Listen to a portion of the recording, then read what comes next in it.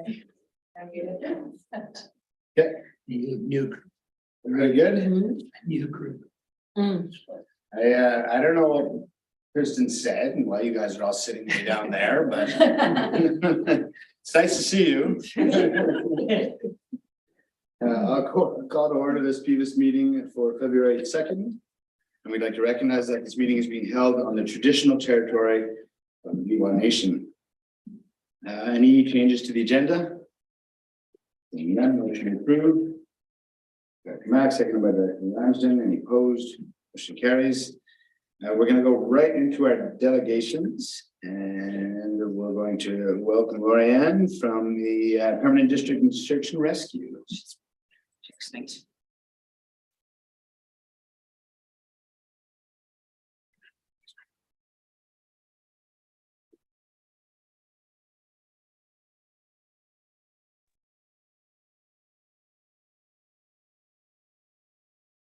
Can you hear me, Miss Schilling?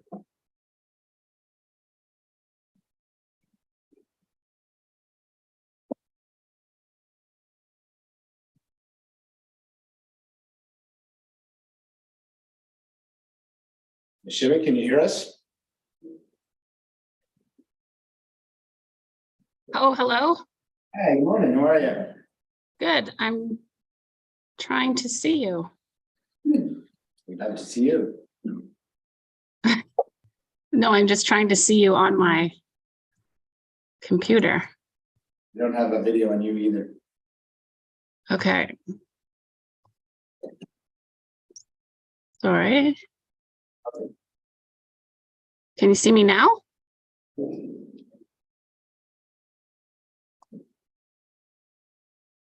I can see you guys. Can you see me now? Oh, well, we can hear you really well. So if you can't get your video going, well, we can hear your presentation. Oh, there we you are. Morning. Hi. Sorry about that. So good. When you're all set up, the floor is yours. Okay, I'm just curious if there's anybody new at the table this year that isn't familiar with Pemberton Search and Rescue. Well, we have Councillor Ramsden who's joined PVUS this term, so yes. Or yeah, PVUS. Okay, well, I won't take up too much of your time. I think most of you know quite a bit about our group, Pemberton Search and Rescue. We are a completely volunteer organization. We are currently 27 members strong, and all of our members put in a lot of time volunteering for tasks that we get called out on, for training, whether it be our bi-weekly training or special courses and recertifications that people have to take to stay current with the different disciplines that we're trained in. We assist with the upkeep of the base and the day-to-day operations, repairing our vehicles, base maintenance, all those types of things, equipment and gear management. And we assist at fundraising events to raise money for our organization. As I mentioned, it's all volunteer. Some of the fundraising events that we participate in are the local mountain bike events, the Spud Crusher and the Enduro, which is the men's, and Slow Food Cycle annually. We participate in that by providing communication and extra assistance if needed for evacuating anybody that's had medical issues or some sort of issue in whether it's a mountain bike event or the Slow Food Cycle. We haven't been doing as much fundraising events in the past few years, like everybody due to COVID, but that seems to be ramping up a little bit more. So hopefully we'll get more opportunities in that way. As far as tasks go, our call outs, attending to issues in the backcountry, on our lakes and rivers, waterways, on the ice, in the mountains. Last year, we were down a little bit in our numbers. We attended 68 call outs, which the previous year was 71. We typically have quite a few call outs in December, which we didn't this year. And I think that has to do with the snowpack, how heavy it was and how dangerous it was in the backcountry during the winter. So I think people were avoiding it, which is good. So as far as tasks go, what we do is we attend to overdue, missing, and injured people. We do mountain rescue, avalanches, people hiking in the backcountry or biking in the backcountry, or even locally around the mountains and hills in this neighborhood. We also do water rescue. We have members trained in swift water. We do flood. If there's a flood issue, we help out with that. Urban searches, children missing, that sort of thing. We do helicopter rescue, medical evacuations, recreational vehicles in the backcountry, motorcycles, ATVs, that sort of thing. And we also help out other search and rescue people in other communities if needed, mutual aid. So if there's a big search going on in another community, we will send members if we can to help with those call outs as well. But it's a wide range of things that we respond to, and we have also a very big area that we respond to. Sources of income.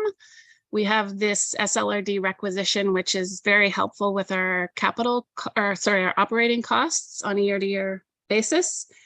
We also get a little bit of money back from the province of BC. When we respond to a task, we get some money back depending on the type of task and how long it was and how many people were involved. We do get some reimbursements from the province in that way. We also do receive donations.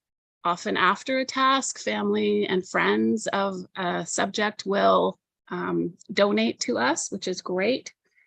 And the fundraising event, which I already mentioned. I guess another fundraising event that we do is the Whistler Blackcomb Foundation. We help out with the coat check and send a bunch of our members up there to take coats, and that's by donation. And the foundation also has been great to Pemberton Search and Rescue in the past with supplying money from their bigger donations and money that they raise. Last year, excuse me, last year they gave us money to buy a auto pulse system, which is a resuscitation system. It's automatic. So very helpful for us on that. Sorry, I lost my spot there. Got sidetracked. So we received from the foundation last year just over 21,000 towards the auto pulse machine, which was great. We have it, we've practiced with it. Thankfully, we haven't had to use it yet, but even if we use it once, it will be well worth its money. We also get provincial funding, which all search and rescue groups receive throughout BC. We use those funds for capital costs and training. Those funds are not allowed to be used towards operational costs, which is where your funding comes in. So we have a good balance there. That funding allows us to continue with base renovations and upkeep and additions that we need for space. We've done a lot of electrical upgrades and lighting and those kinds of things, as well as enhance our gear, replace gear that's old, and get more and better gear and equipment to help with our responses.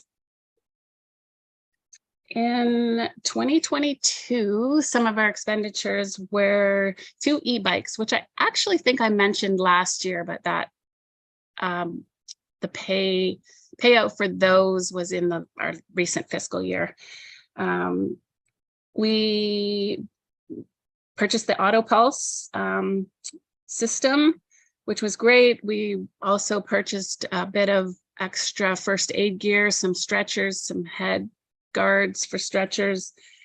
We purchased a new trailer for our side-by-side because the one that we had was actually stolen from our base in October of last year. Not last year, the year before.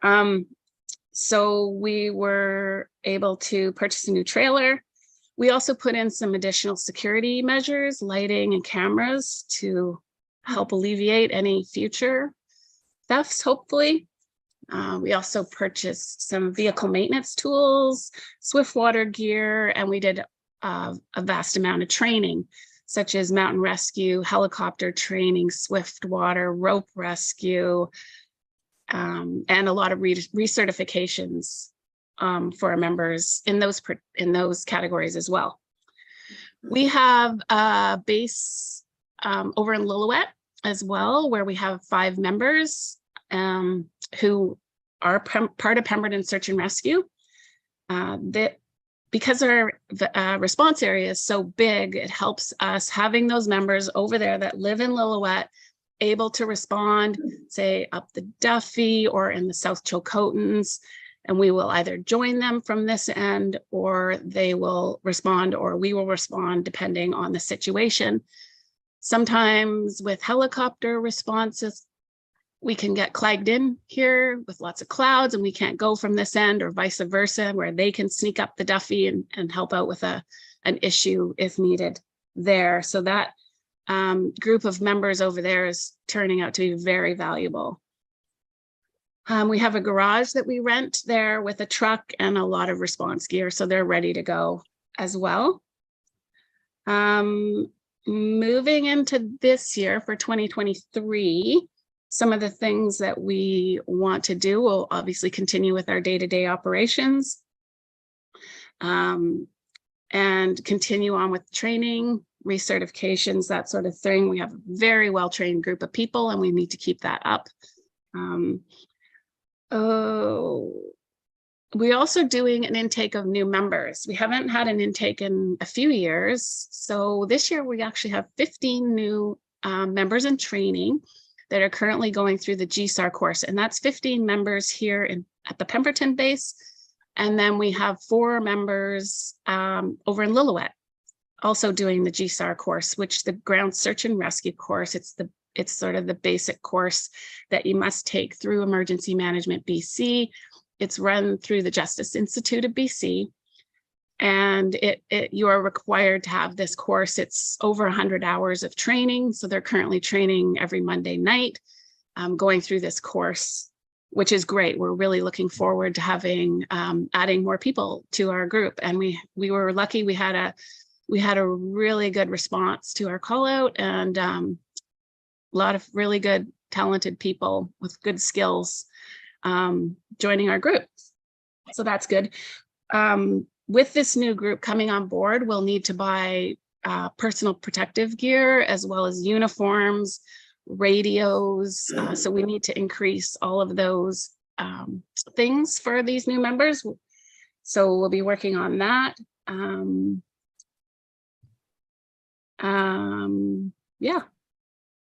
And that's about it in a nutshell. Thank you so much. Does anybody have any questions? Questions? Dr. Mack. More so a comment. Just want to thank you guys for all the work you do. I mean, you do an amazing job, and it's our responsibility to make sure that you've got the funds to be able to do that. So thank you very much. Thank you, Russell. Yes, I'm really proud of the group that we have and the people that we have.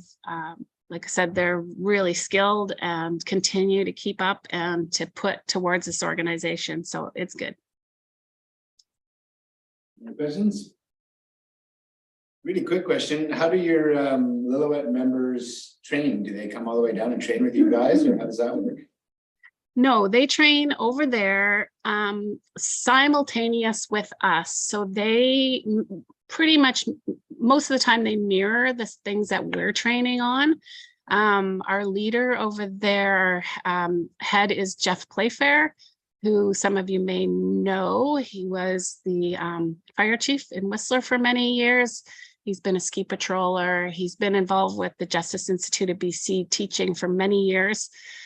So he's our lead over there, and very qualified at training.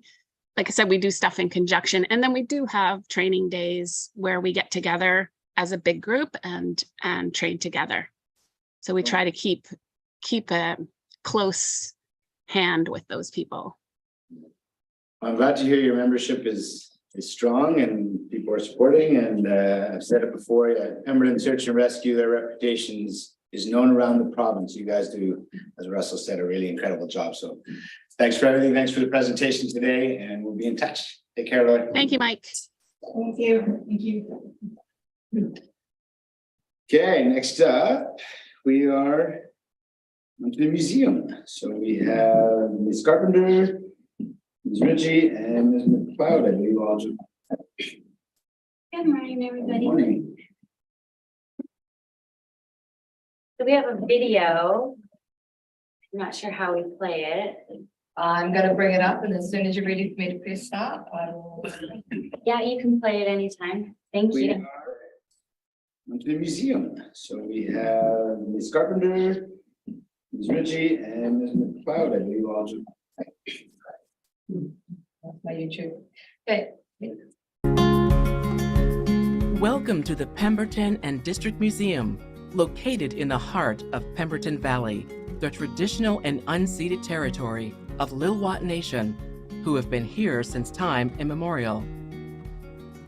The Pemberton and District Museum and Archives Society was founded in 1982 by a group of dedicated volunteers. Our mandate is to collect, preserve, and display artifacts associated with human activity in the district. Our 1-acre site is home to 9 buildings, the earliest built in 1897, as well as a collection of over 2,500 artifacts, 2,000 photographs, and over 20 meters of archival and reference materials. Our exhibits include examples of early pioneer life, farming, schooling, commerce, transportation, and industry, as well as the ingenuity, creativity, and artistry of those that came before us. Open to the public between May and October, we host group and private tours, school field trips, community and private events, and offer our guests a variety of fun activities to engage and educate. We invite you to step back in time and explore our unique history. We look forward to your visit. Okay, I just have a little speech prepared and then we're ready to answer questions. Thank you for the opportunity to share our vision for the Pemberton and District Museum and Archives. As you can see from our video, the museum has grown and evolved past its origins as a collection of old buildings filled with old treasures into a vibrant place of learning, a community gathering space, an opportunity for employment for Pemberton's young people, and a place to share Pemberton's colorful past and exciting future. Over the past 3 years, while the world struggled to come to terms with a new normal, the museum thrived, adding 2 new buildings to the site and designing events and activities that brought Pemberton residents together and welcomed visitors from around the world. Our public events included local school and daycare visits that brought students from Whistler to Lillooet, the longstanding Tea and Tales and annual Blueberry Tea fundraiser, date night that created partnerships with local restaurants and brought people together in a safe, socially distant way, and Halloween 2022, Haunted Museum of Horrors that created partnership with 7 local businesses and welcomed, excuse me, over 500 children and adults in just 3 days. Our private events included the supermarket staff appreciation party, the Cole de Val's PAC student and teacher appreciation party, and a family memorial for a cherished local. In addition to the 2 new builds completed, we were able to re-roof 2 of our beloved buildings and upgrade the foundation of another. We are close to completing a BC Hydro upgrade that will increase the power feed to the site from 200 to 400 amps, which will enable safe growth across our 1-acre site, all with the assistance of a federal recovery grant. In March of 2022, Nikki Madigan, the museum's dedicated curator, moved on and passed the baton to me. The Pemberton Museum has given me an incredible opportunity to utilize the skills and experience I've gained in my 15+ years building community through the arts and cultural events. Sorry. In Whistler and Vancouver. I have been fortunate to hire Tara Ritchie, a dedicated and hardworking member of the Lillooet community, and together we have big plans to continue the museum's preservation of Pemberton's history while developing programs and events that educate, engage, and inspire future generations. We are both committed and ready to get to work. As a new resident of Pemberton, excuse me, I'm so grateful for the community the museum has introduced me to. I've met many interesting and passionate Pemberton locals that love the community and are eager to share the history and future with newcomers. The Pemberton Museum has a long history of attracting dedicated volunteers, stretching every dollar, successfully writing grants, and planning for the future while preserving the past. Our members, board of directors, Tara and myself, thank you for your ongoing support, and we invite you to visit this summer to see firsthand the incredible asset that the Pemberton Museum and District Archives Society brings to your beautiful village. Thanks. Thank you. Any questions? Go ahead, Director Mag. Yeah, that's it. So over the years, this facility, whatever, I mean, it's changed dramatically. It's just amazing. Yeah, you guys, like with Nikki and now yourself, you guys are doing a wonderful job. Yeah, it's a great place, just a great place. So good for you.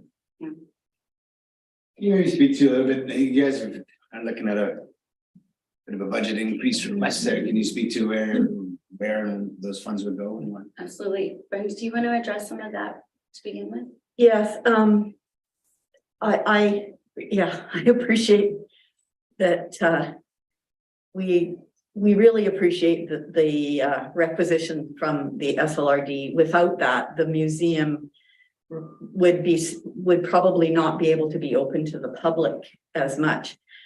Unfortunately, when COVID came, the museum site was shut down.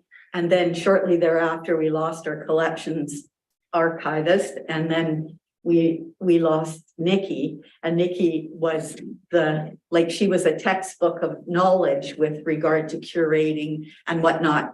And that has sort of, all of that has set the museum back a little bit.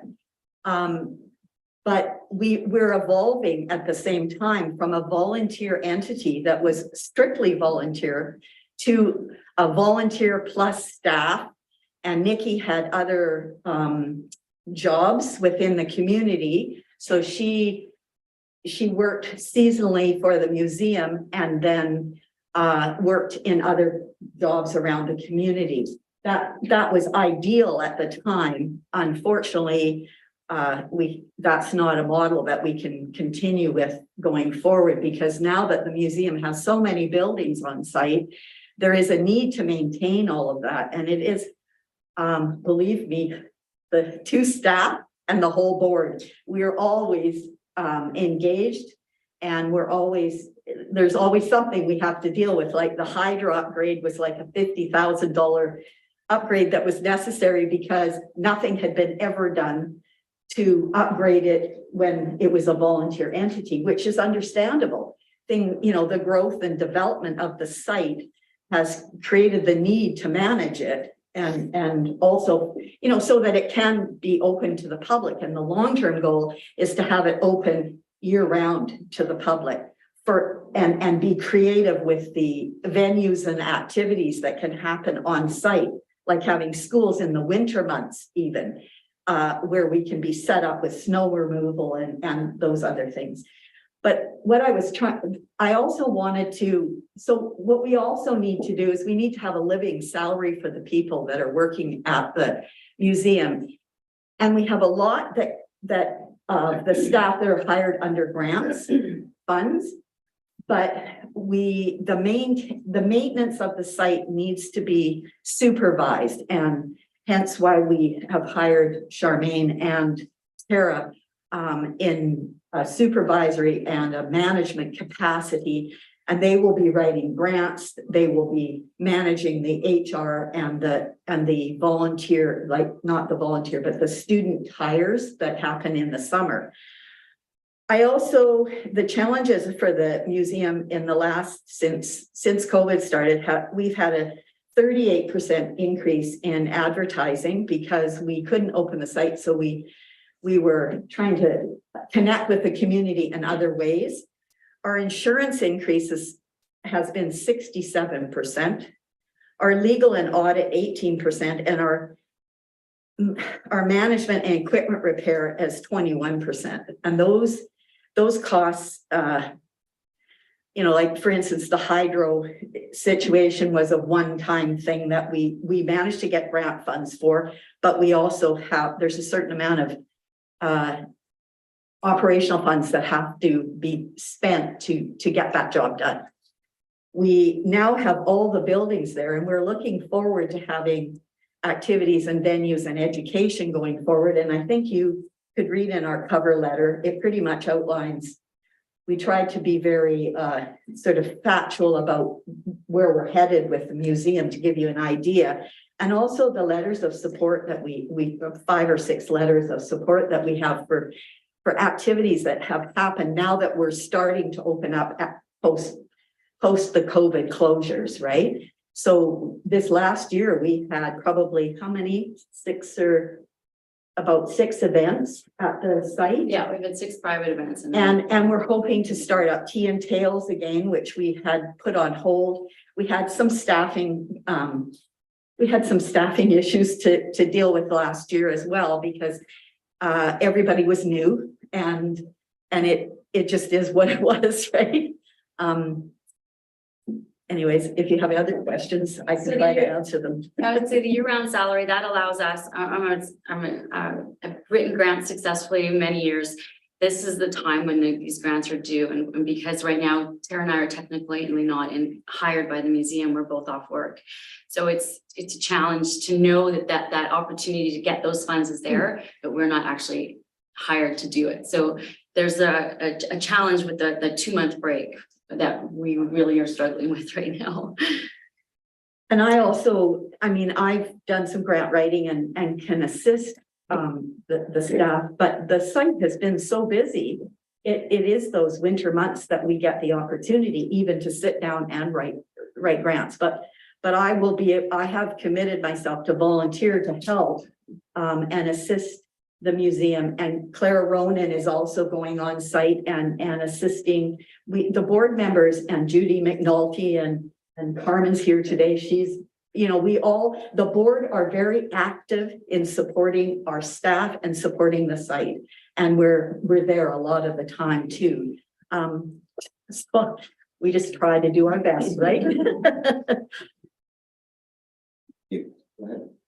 Just a comment. Thank you very much for all your hard work and the volunteering that you have done. Question, is there a charge now? Are you charging out for the events as a revenue stream? So we just started. There has always been that possibility, but I don't think that it's been utilized. We didn't have the site that we have right now. We now have a new building that is heated in the winter, which is completely new for us. And it gives us an opportunity to have year-round events. The only thing that we're missing at this point now is a commercial kitchen in which we could really just go big. But what was our revenue this year? I think we had about $6,000 in revenue in outside events. So that's something really new for us. And as the site has grown into what it is now, it gives us an opportunity to make our own money back. So it's a new way of making money, but we have to be there to build that up. And the other, speaking of the kitchen, that is a goal of the museum, to have a workable kitchen on site so that it completes the site. And we did have a $10,000 donation from Louis Potvin, which has been set aside for that purpose going forward. And it may cost us more, but we could, you know, we may fundraise or whatever. But just to give you an idea, and I had the opportunity, Jan showed me some of the Lumbee museum projects that they have done, like calendars of local barns in the Lumbee area. And I was so excited to see them, because I think that going forward, Pemberton has a lovely opportunity to make a similar calendar of either barns in all of the surrounding communities. It also will connect our Mount Currie and Pemberton. We could do it in one calendar. It would be a sort of a connective tissue for the museum to showcase all of our either heritage buildings or barns. So I was really excited to see that. So it's given us some good ideas for fundraising going forward. One of the books that I showed you, Brenda, earlier this year was Lumby's Past or something, and it was a total pictorial magazine. And it was all of the old pictures of the old historical pictures. Yes, I didn't mention that, but it was Yeah, lovely as well. And This is I think they only charged $20, which to me it was worth much more than that, but it was just amazing. And maybe, you know, students that are involved in journalism or so on could help with that. There could be a synergy between the school and the museum or something. Anyways, it just was an idea, but thanks again for all your hard work. It's amazing facility and I love going to the museum. Yeah, well, and I'm glad to see that the Toonie teas are coming back. Hopefully Yeah. that. that was something we just had to go slow because we were all unfamiliar with the process and it was just easier last year. But I do think going forward, I'm quite excited. Like Charmaine was just saying the other day, people from the catering places or the food places across the street from the museum were asking politely if people that bought their lunch could come and have their lunch at the museum site. And that's the lovely thing about the museum site is people could go and have their lunch there during the day at any time. And it's a lovely place to just sit. And there's always chairs outside it's just a lovely place to be all the time. And so it's getting more popular within the community. It was sort of like hidden and not really, you know, out there, but now more and more. And in October, when we had 3 days of Halloween celebrations, a lot of that was to promote the site. And so I was there for those 3 days and what we did is enlighten the public about membership and how you could become a member and just what happens at the museum. And for some people, they were going, I didn't even know this existed. So we're getting out there more as well, which in the future we shouldn't be as dependent on the SLRD, you know, going forward. I have a good feel about the future because I don't think we will be as dependent as we are this year. I think going forward, we're hoping to get more money, grant money, because we have our new employees more experienced and knowledgeable, and that we will have more activities happening and events. So we will be more self-sustaining going forward. That's our goal as a board. So the commercial kitchen, do you have a spot that's, We have a building that potentially could take it on. yeah, good. Yeah. And so that commercial kitchen, then that would be, or that would allow you then to have obviously more events there. Caterers can come through, Yeah. things like that. Yeah, It works okay right now because, like, for instance, this Pemberton Valley Supermarket had their family dinner there, and the thing is, it was workable, but Yeah. it's not the best. But we definitely have had that goal for the last quite a few years. And Betty Mercer is still on our board, our kitchen even though champion. she's living part-time over on the island, but she comes back to see her daughter, and she is really she's knowledgeable and committed and really wants to see this through. So I think, you know, she knows what the museum needs because she catered there quite a few years. have you ever put a number to how much it would cost? That's one of my projects. Yeah. Okay, It's gonna be expensive. We knew that. We have a lot of equipment already put away, so people have been Yeah. donating Yeah. kitchen equipment to us for some time, and Yeah. I see it. I'd be interested to see what that Yeah, budget that's is, right? Absolutely, and that Yeah. would open us up to weddings, things like, we've had people interested, we've had films, want to film in Yeah. our site. Yeah. There's just there's a few things that are missing, so that'll be our Yeah. projects over this year, 2020. Well, yeah, that's interesting. Very nice. Thank you. Awesome. Thank you very much for your presentation this morning. The museum is certainly more vibrant and alive in the community than it ever has been. So thanks for your work. Thanks for being here. I appreciate it. Thank you for your time. And just to be clear, it's not just SLRD, it's VOP SLRD money. Yeah, I know, sorry. That was my bad. I should have said PVUS, shouldn't I have? Okay, next up, we're on to Pemberton District Library Association. And let's give us Ms. Brain. us today.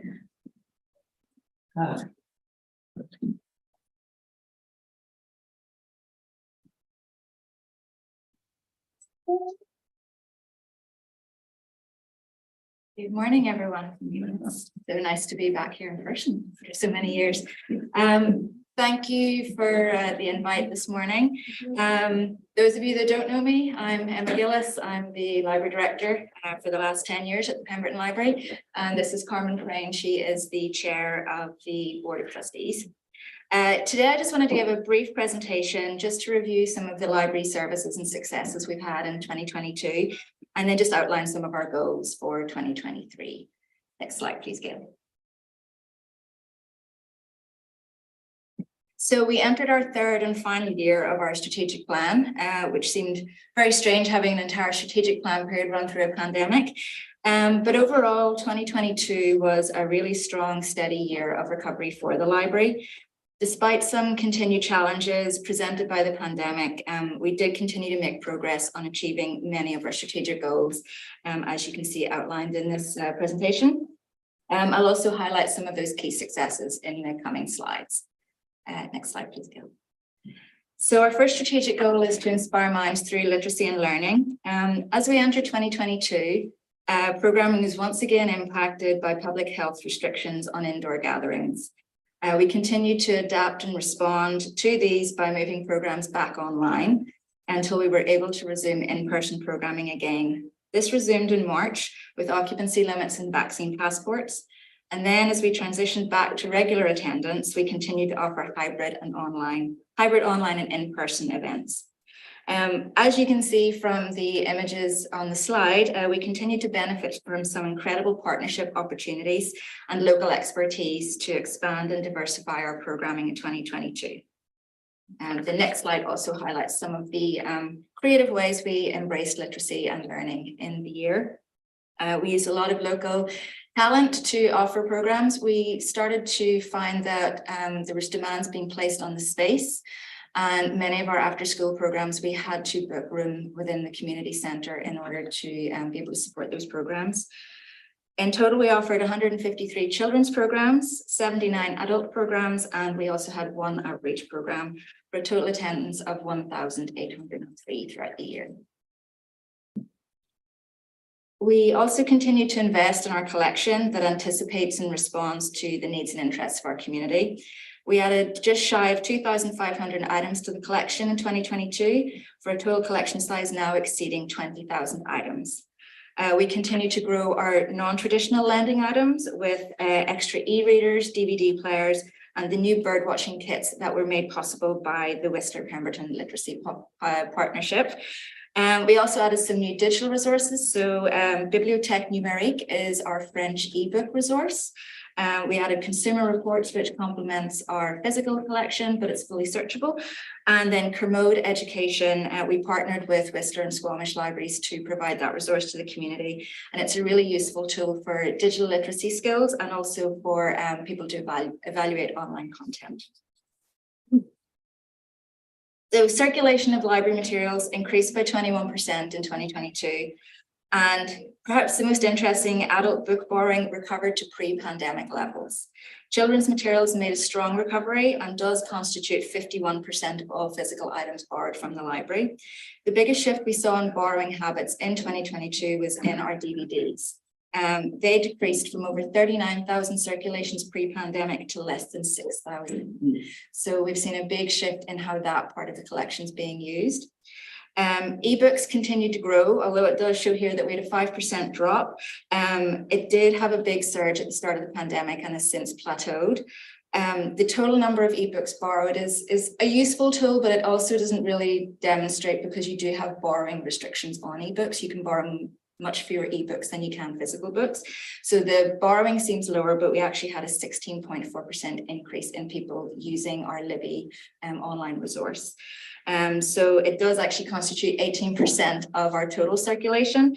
And that just shows the continued investment is needed in this area just to continue to meet patron demand and expectations. Visits to the library also gradually increased month by month over the year as public health restrictions were lifted and full access to the facility was restored. As you can see, we had a whopping 96% increase in visits from 2022 to 2021. With a largely new team. This was a big learning curve for a lot of the staff that hadn't worked in the library pre-pandemic.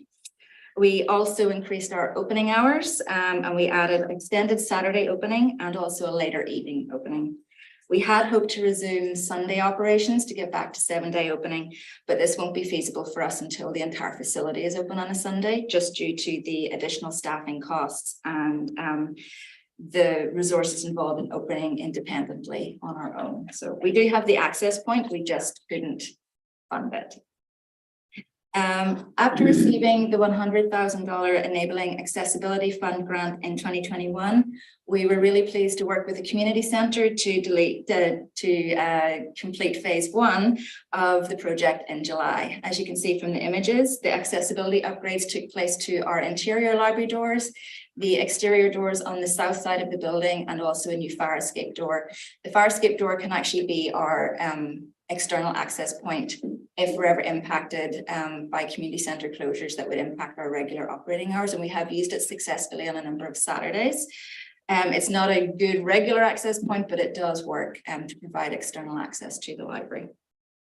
We were also the successful recipients of a $75,000 Worcester Blackcomb Foundation grant, and this will enable us to move forward with phase 2 of the accessibility upgrades, which is ramp access to the south side of the facility. We're really excited to be working with the community centre to improve access to the facility in this way and get this project going in the coming year. So it's vitally important to us that the library is recognised as a shared space for all, and we took a number of important steps to promote that in 2022. We partnered with our Sea to Sky libraries to offer a Sea to Sky book club, which focused on the graphic novel Genderqueer. We, after the popularity in 2021, we did another book giveaway for National Truth and Reconciliation Day, and we give away 50 copies of 21 Things You May Not Know About the Indian Act. This was funded through a grant. We also expanded our outreach opportunities at the library and partnered with House Sound Women's Centre, Sea to Sky Community Services, their legal advocacy program, and also we've had Service Canada return to the space and CRA as well. We also were able to work with the community centre to have the first gender neutral washroom in the facility. So the library now is that gender neutral facility for the entire space. And then in response to increasing demands on the library space for Zoom meetings and the increase in work from home scenarios, we were placing a lot of demand on our open concept space. And we were trying to find solutions to meet this growing need while not impacting on other library patrons. So we partnered with the new business Out of the House Co-working, and through that, all library patrons can get access to one free drop-in at Out of the House Co-working if they need to have a bookable meeting room or to take Zoom calls. So that's been a first step for us to recognize that that is a growing need in the community, and our recent survey has indicated it's a growing need, but our space cannot currently accommodate it in the way that we would like to. We were also really excited to partner with the Pemberton Multicultural Network and the Worcester Welcome Centre to offer English language classes for newcomers. This is a program we've been trying to introduced for many years, so we're glad to finally have an ESL instructor that comes and does a weekly drop-in on a Wednesday night at the library. So with the majority of the staff joining the team in 2020 and 2021, our focus in 2022 was to build a strong, resilient, customer-focused team. We focused on our service values and standards to maintain the high level of service that our patrons have come to know and expect. In terms of professional development, Jen and I were able to attend our first conference since the pandemic and attended the Public Library Association conference in Portland. The annual staff appraisal process has been fully reviewed and implemented. We resumed our monthly in-person staff meetings. We launched a community feedback survey to gather feedback on current and future services for the community. And this will be used for benchmarking our customer satisfaction levels going forward, but also to inform our strategic planning in the coming year. And so while we experienced significant recovery in 2022, we recognize that engagement with library services is still lower than pre-pandemic levels. With the changes in growth experienced in the community in recent years, we're continuing to look for new ways to connect and reconnect with our community members. And examples of some of those are on the screen there. So we partnered with the Main Shed and Lillooet Health and Healing to have one of our little free libraries return to the Lillooet community. We partnered with the community centre in their BC Family Day programme. Jen and I were really happy to get back to Zill Learning Centre for our monthly pop-ups. So we go there once a month. We bring a selection of materials to borrow. We do library card sign-ups, provide tech support with accessing Libby, and really just a face of the library within the community. And patrons can also choose to have books picked up and dropped off there as well. And then we were delighted to have art back in the public space as well after a long time with empty grey walls. And we had the Diving In Our Art exhibit in partnership with Pemberton Arts Council, which was really exciting. So to summarise, as we complete the final year of our strategic plan, our strategic goals still feel as relevant today as they did pre-pandemic. We've achieved much over the last 3 years despite the challenges presented to us. And we will be using these experiences to continue to adapt new strategies to best meet the needs of our community in 2023 and beyond. So some of the things we'll be focusing on in the coming year is our strategic plan review. We'll be looking to strengthen the team through training, retention and recruitment. We'll be completing the accessibility upgrades with the community centre, and we hope to return to 7-day operating. We're also going to continue to invest in building a strong collection that reflects the needs and interests of our community in the variety of formats that they prefer. So we have requested an 8% budget requisition increase this year, and that will largely be used to enable us to keep up with the growing inflationary costs to core operating things such as insurance, and also to help us remain competitive as an employer in the community in these challenging times. So 2022 wasn't without its challenges and limitations, but overall, we are really pleased to be welcoming patrons back to the space in a way that we haven't been able to since 2020. And I just want to take this opportunity to thank this committee for your continued investment and support of this vital community service. And I look forward to the continued growth and the new opportunities for us to best serve our community going forward. And if you have any questions. Questions? Yeah, thank you, as all the others, but how many members do you have that utilize the library, you know? We have over 4,000 active card holders. So that's an active card holder is described as someone who's used their library card in the last 3 years. Okay. We have seen a drop over the pandemic. A lot of people either moved away or their cards have lapsed and they haven't been physically using the space. We registered 400 new patrons in 2022, which is about average even for pre-pandemic. So we're starting to see people really return to the space. A lot of people are now just using their cards exclusively for ebooks, and that's not something that will show in our active cardholder reporting. It's people that have physically used the library. So we're seeing about 550 people that are using ebooks. And on an average month, we have over 1,000 people, unique patrons that will come in and use the library to borrow materials. And that doesn't speak to people that are coming in to use the library and not necessarily borrowing. They may have library cards, but they're not physically borrowing anything, but they're still using the space. Pre-pandemic, that would have been about 1,500. We're up to about 200 visits a day again. Pre-pandemic at this time of year, it would have been closer to 400. But we also recognize that now that we've got these lovely doors that we can keep closed, we're not getting the same volume of after school rushing in and out of the space that used to happen beforehand. So the numbers would be slightly lower than that anyway, but we're definitely seeing each month it's increasing. So, and what, like, what's the geographical area that our membership comes from?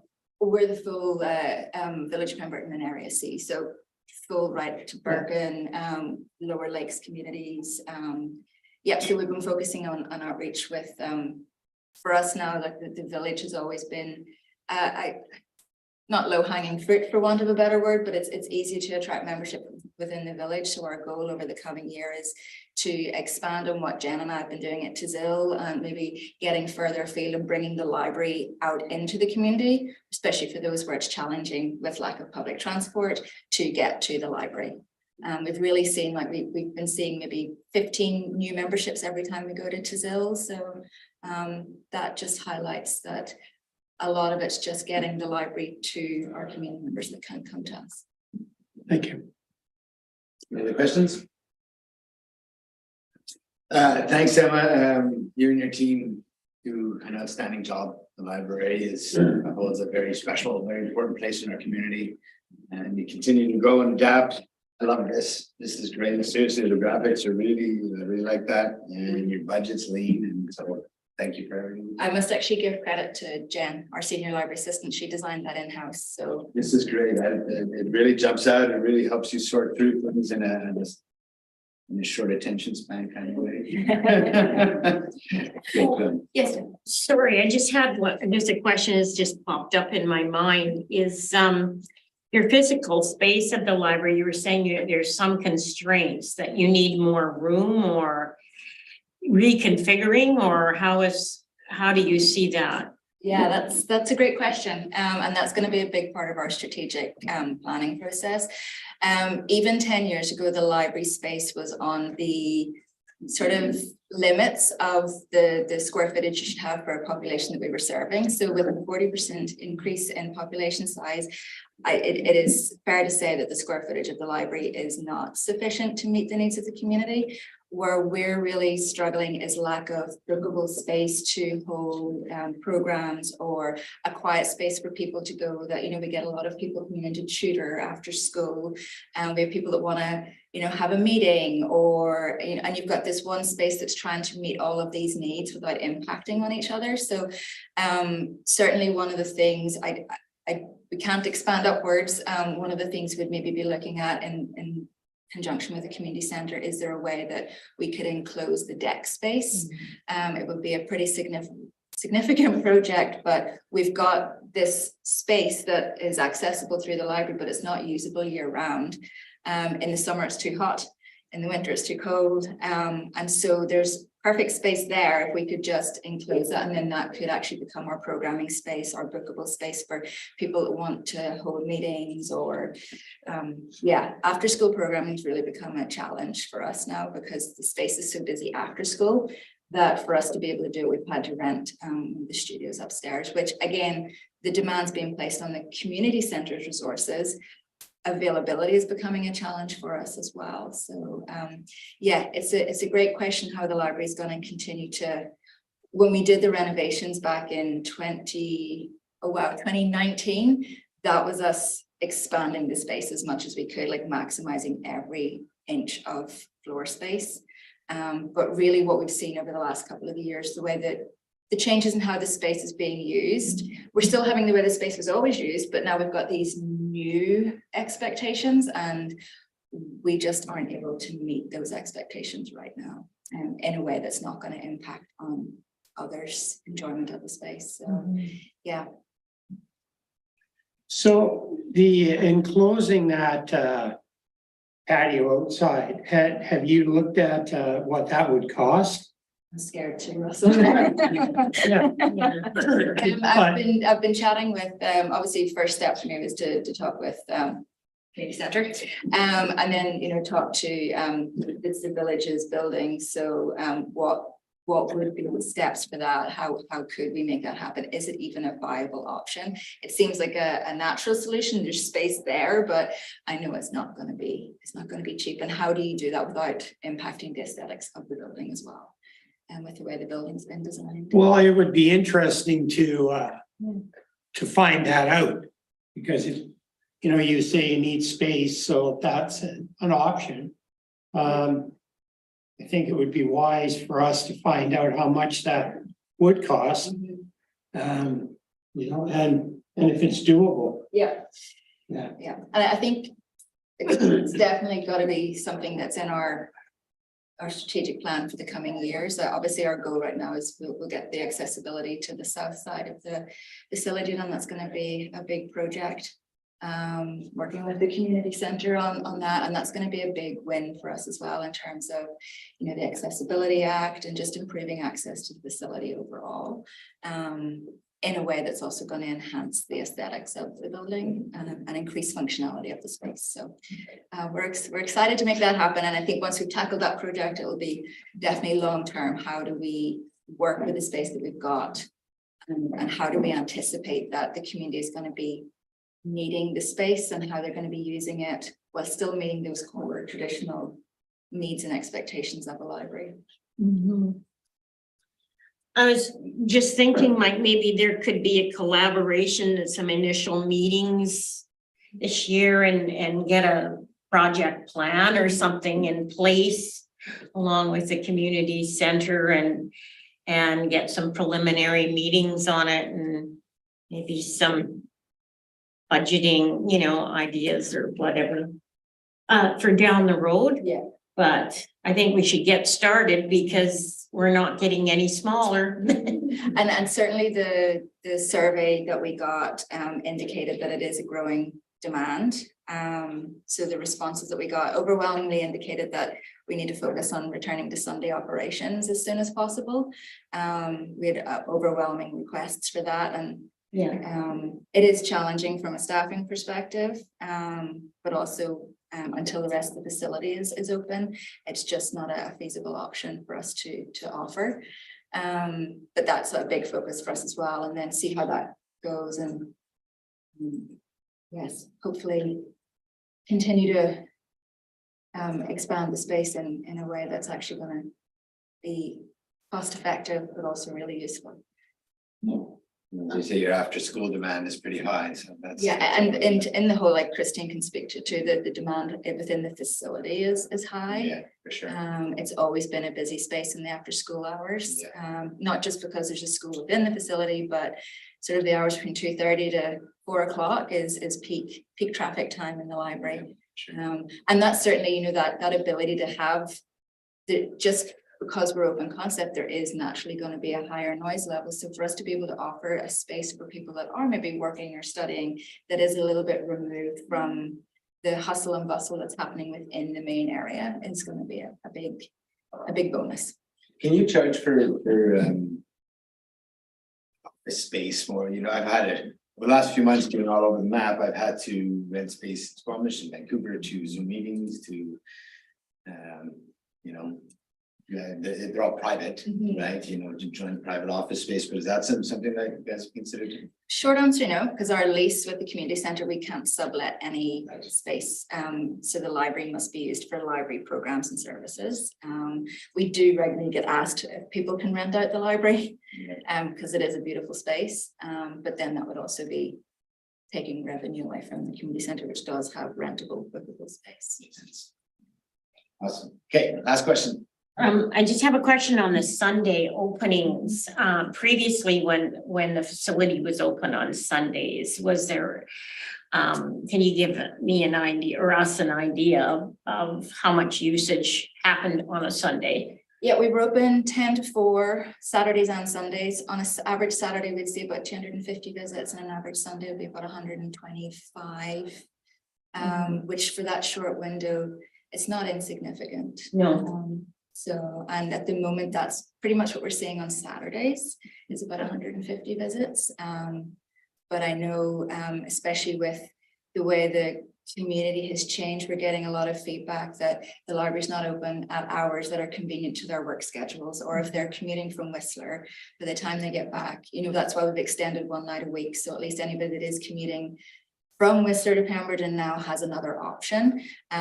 We've really close partnership with the Whistler Library because we do share a lot of the same patrons. We have a lot of patrons that live in one community and work in the other. And now we're starting to see it the opposite direction, where there's people living in Pemberton and working in Whistler and vice versa. So trying to make sure that they get a seamless service as well, and not having to rely on the library in one community. But we have had a lot of feedback that our hours are not meeting the needs of those that commute. Considering we're quite a lot of people working different shifts and so on in West-Lillooet. There's, yeah.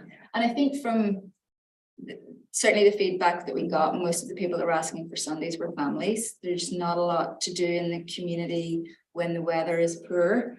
That you can take your family, that you don't have to spend money. So it is a real, and that's certainly what we're seeing on Saturday is more of a family day. Less people working, printing, copying, using the internet. It's more families coming in for their family day at the library. Awesome. Thanks so much, Emma. Thank you. Thanks, Carmen. Okay, sorry, the chairs let us fall a half hour behind here and try to keep things moving. We're on to the PVTA. Okay.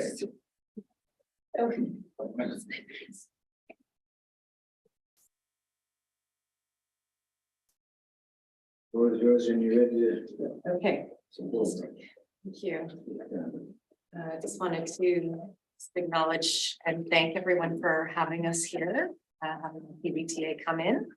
And just for the continued core funding that we receive from PVUS is exceptional for us. It's it really is the foundation of what keeps us going.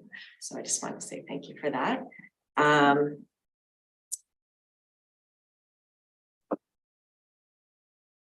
So the PVTA is a non-for-profit, primarily volunteer run. I'm one of the first paid persons within the PVTA, other than some of the trail contracts that we do have. So it's a volunteer run organization with a mandate to build, maintain, and advocate for trails in Pemberton. And we've been around since 2001.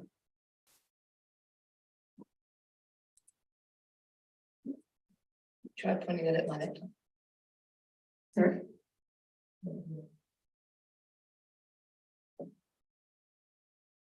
So I'll just scroll, just tell me next time. Okay, next slide would be great. Thank you. So we just have some of our accomplishments from 2022. We have close to 700 members that are part of the PVTA. Volunteer hours are 1,600 plus, 1,100 of which come from our board members. So we have a very active board who's worked very, very hard over the past few years. Community trail building day events. We had 16 last year with 160 participants. Paid trail maintenance, over 900 hours on projects, cleanup, fixing problem areas, brushing, multitude of work there. We signed a section 56 with the Recreation Sites and Trails BC for maintenance of the trails around the 1 mile area and the trail directly around Mosquito Lake. And we've just finished a rebranding campaign as well with new logos, websites, and a lot more social media presence. Just recently hired a new executive director, which is myself, which is a part-time 15-hour-a-week position. So that's just going to add to the growth within the PVTA. And the board members have completed working effectively with Indigenous Peoples Training Program. We've been working on the cultural signage project in conjunction with Lillooet Nation. And just currently we're working on cross-country ski trails, getting those have been up and running at Big Sky. So that's just a few of our accomplishments for this year. Just a few highlights of some of our activities. We had a big pancake breakfast day. Again, a lot of the trail maintenance days really involve tons of volunteers. There are lots of volunteers that go out otherwise, not on those days. And a lot of those are in conjunction with various organizations within the community, such as Porca. Thank you. And our focus for 2023 is definitely priorities being fundraising.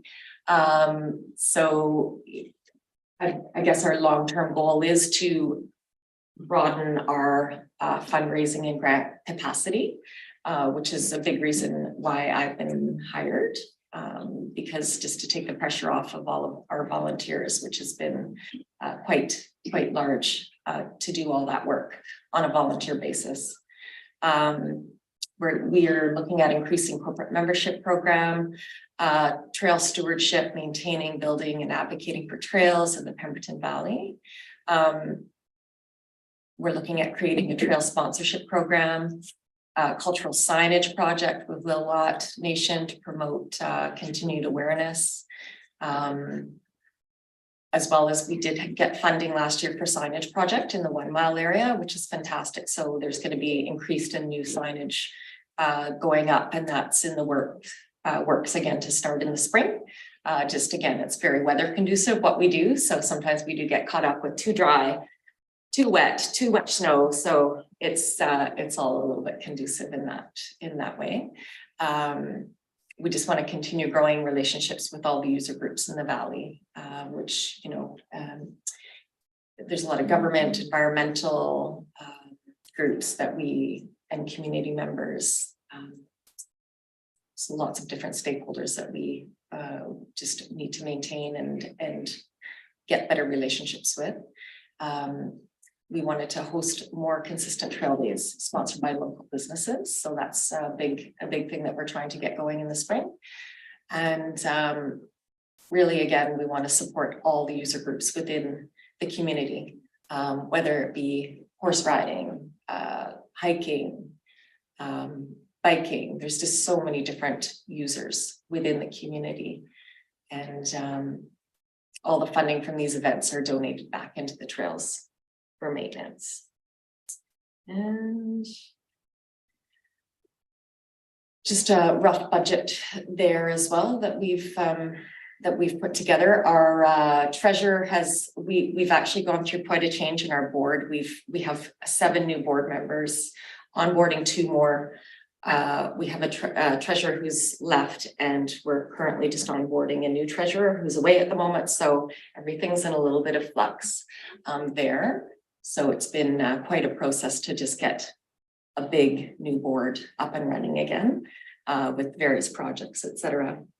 And what we're finding is just, as everyone knows, the population and usage of the trail systems within Pemberton increased exponentially over COVID. And it just brought everyone out. So for the people who couldn't go inside spaces, everyone just really went outside into those spaces. So there's been a very big increase in trail usage. The need for maintenance on the trails itself has been huge. So we're just finding that the increased cost of materials and labor is another really big thing for us as far as trying to maintain the trails within the community. A lot of it is on the backs of volunteers as well, which is fantastic.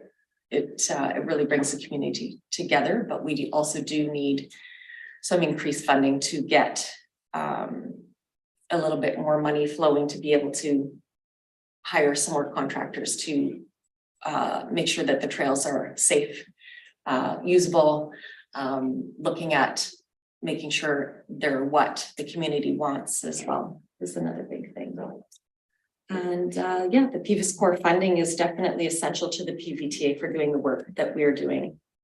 And there's definitely a need for a paid employee to continue to grow the organization with events, overseeing projects to completion, getting the required funding and getting grants as well as to be able to work with other community stakeholders to make sure there's an implemented plan for what trails are being worked on. We really want to get some additional funding to get part-time trail builders on contract, just due to the sheer amount of work that's needed to maintain with the increased usage of the trails. And then there is the administration costs of just liaisoning with various levels of government, community groups, environmental groups. Again, we've had a big board turnover, so that's we just want to make sure that our volunteers aren't getting overworked and facing burnout, which I think has been happening a little bit in the past. So I'm hoping that by having a paid position, which is myself, that alleviates that a little bit and takes the pressure off. And yeah, the organization is definitely thankful for the money that PVUS brings to us. And the funding is much appreciated. It really makes such a difference to the organization. Here. Any questions? And I noticed you have a lot, you mentioned the vast amount of maintenance required, and in your slide, it said no real new projects. Are you looking ahead to any trail building and new projects in the future? Maybe There are, 2023? yeah, definitely. We have some projects in the works that we're looking at, but until we get the funding for those projects, it's a little bit difficult to fit that into the budget. A lot of the grants, as known, are very specific to projects. But I think really we need to peel it back, and what we really need is the core funding to be able to maintain what is out there currently. So that's the biggest thing. It's definitely more of a challenge to get that funding for just sheer maintenance that needs to be done and sheer upkeep. So that's something that I really want to focus on, is just getting that maintenance done, so to make sure that everything's safe, accessible, and working properly. And then we want to really expand to some of the projects, some of the long-term projects that we have within our strategic plan that's actually ending this year. And then in May, we are going to build on another strategic plan for 2023 and beyond. So that's something that we're just working on right now. So and I'm fairly new in that position, so there's so much to be done. It's just been years of volunteers doing an amazing job, but there is just a lot of stuff that just needs to be accomplished, I think, within the community, and there's a lot of needs and wants that the community has asked for.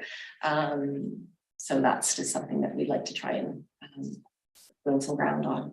It's pretty good trail network that we have now, and so I get, I totally get that. Like your budget, your focus is shoring all that up, making sure your operations and maintenance are where you want it to be, and so you go after special project funding separately, is what I'm hearing. Then, yeah, as opposed to your regular budget, you don't identify that in your 2023 budget. Not at this moment. So that's something that we really want to build on within our strategic plan going forward.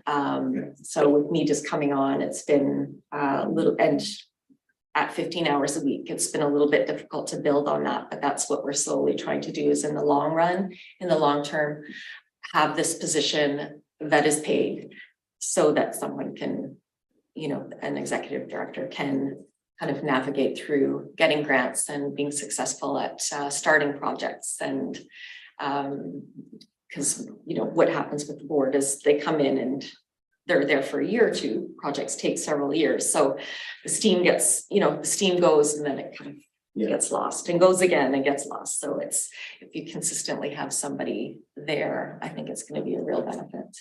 Like you say, the pressure on our trails is bigger than not just our growing population. We see people from out of town, especially when spring breaks here or earlier than Whistler, all those sorts of things. So and just out in the last few days, there's already people on their bikes and cream puff and all over the place. So it's and just the sheer amount, the sheer volume of people. And for example, in Whistler, they've just had their funding increase by $20,000 now. I mean, obviously the budget is enormous there and comes from different sources, but that's over 1 year. So there is a need for the increase as far as even just the sheer amount of work that needs to be done with the usage, as well as just increase in the cost of goods and services. Are there any areas where you're seeing really significant erosion on any of the trails that you're consuming? There's definitely some areas, that are getting very, very well used. The Mackenzie area is one that's just really, really well used, and those certain months. So when it's kind of like a gypsy caravan. So when there's still snow in Whistler, everyone's coming up here in that sort of April, May, June, and then as soon as it gets too hot, then everyone's sort of leaving. So it's that really big push, especially in the spring, to just get everything going, as well as just assessing the damage from the winter and fixing all that up, so. You get a lot of volume during that spring runoff too, that creates. Yeah. Any other questions? I can ramble on. Well, it seems daunting. Thank you very much for your efforts and so on. So do you are you a paid employee then? I am a now? paid employee, so there was, in the past, there was a paid employee, I think it was in 2021. Part-time as well on contract, and then they haven't had a paid employee for almost a year. So it's sort of just been since 2001, it's been two paid. Right, so you've had to pick up the slack from that. So it's just, Yeah. there is so many directions and so much work to be done. It's quite big for sure. Right. Yeah, and the volunteers have done an incredibly amazing job at all they've accomplished on a volunteer basis. But yeah, I think it's just a time for something consistent to be a part of the PVTA, so that we can work with other community members and groups just to get things really rolling. And I guess your biggest thing is to try and get contractors to help with trail maintenance and so on And this we have- coming year, right? So we do have an amazing trail builder who is on contract with us, Darren Nichols, who's incredible.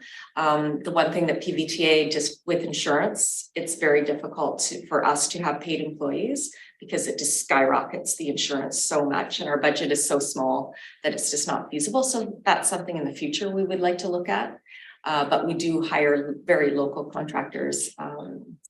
Xander is another contractor that we bring in. There's several different people, so it's great. So the more funding we have, the more we're able to go to little projects that need to be done that requires a little bit more work than what Darren can put in on by himself. Right. Well, thank you very much Thank you for having us. Thanks so much. Have a good afternoon. Does anybody need a quick break before we go on to the agenda? Are we good to go? We good? Thanks, guys. See you.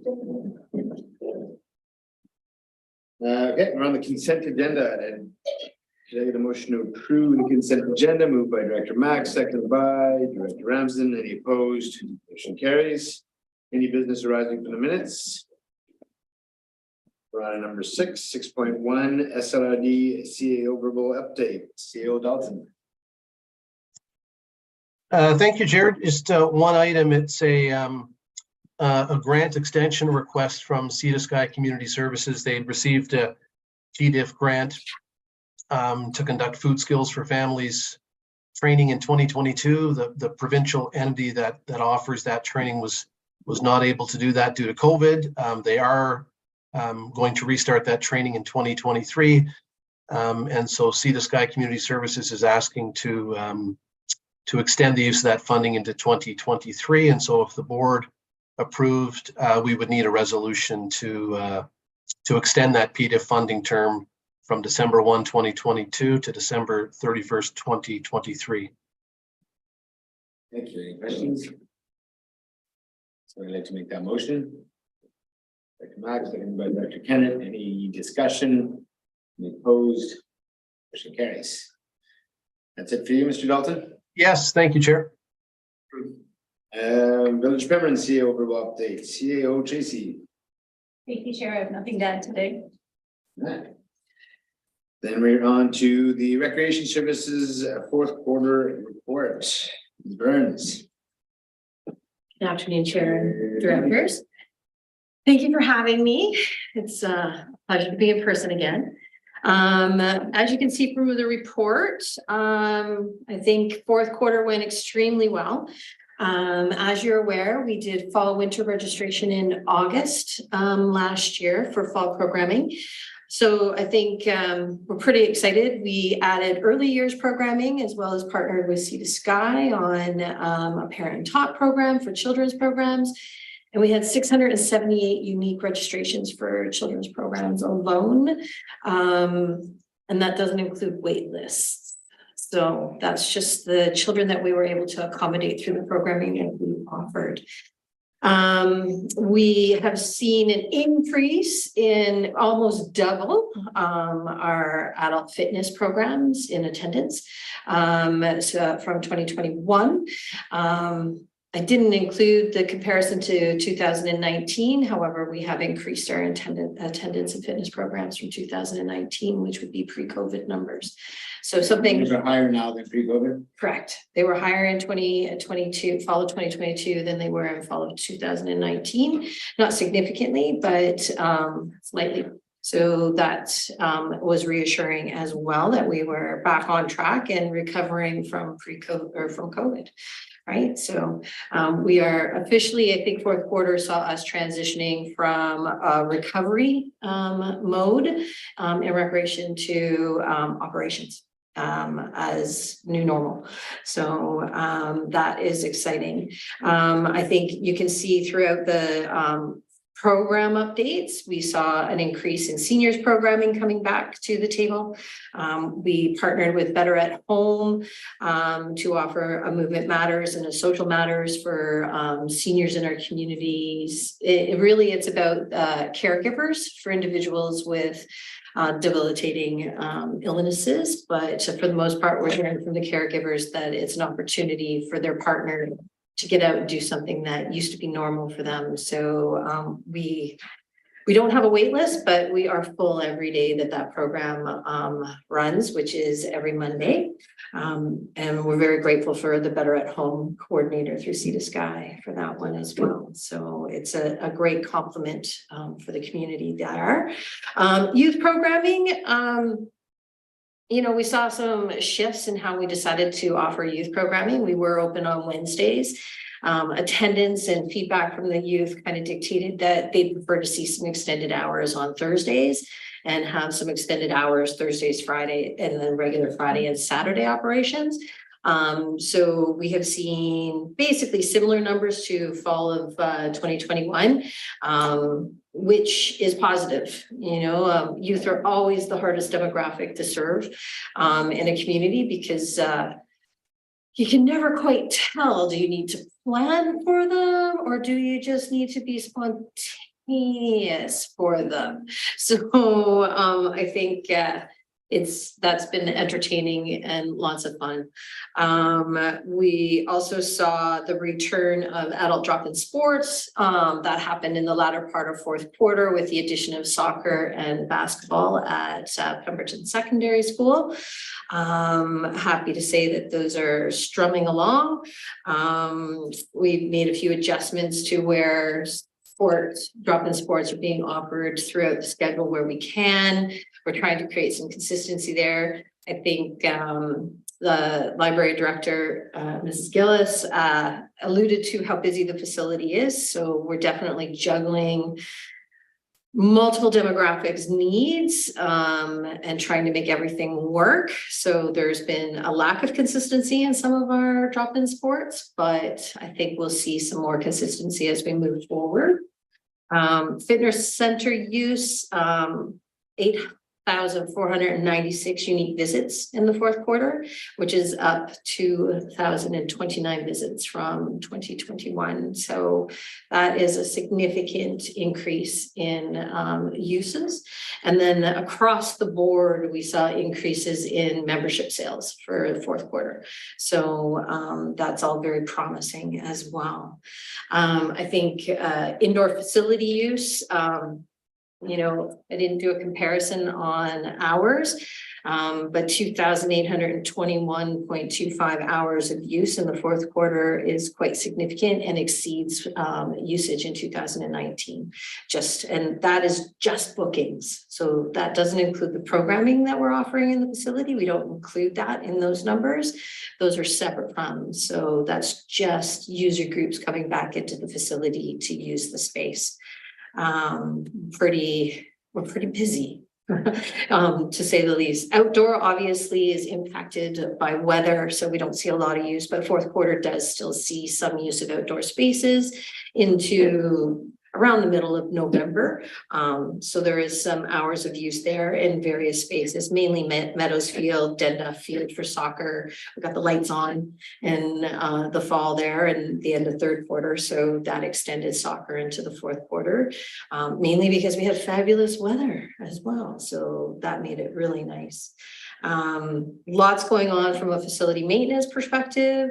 I think highlights there, we're finishing the accessibility project and extending that to include making some of the interior doors in the rest of the facility accessible as well, which we're hoping to plan to continue to do on a consistent basis moving forward. And then, you know, just winterizing indoor, outdoor spaces completely, right? And then really, I'm open to any questions that you may have. Other than that, those are the highlights. What about the youth center, Christine? I know that was sort of a slow comeback from the pandemic. What's the usage like there? You know what?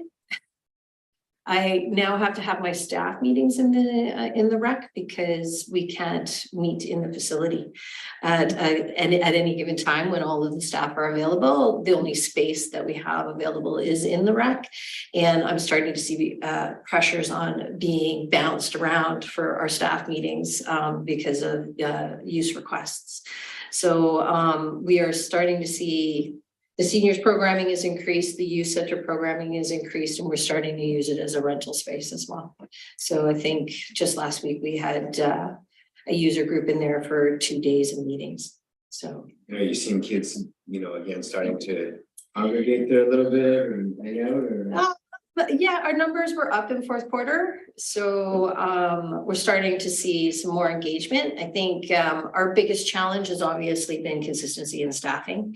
So once we start to see like the consistency in the staffing has really started to show its impact, because the kids know who they're going to see when they come into the building.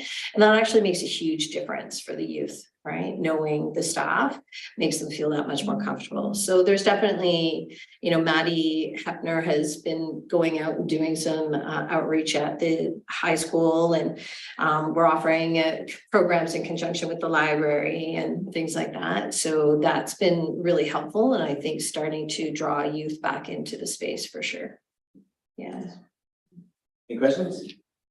I just have a question with the mums and tots. Is that program back up and running again? There was kind of the feedback I'm just getting from the community is that they would sure like that program to be offered again. There's so many young children in the valley now. There are. Our demographics are definitely strong in that area for sure.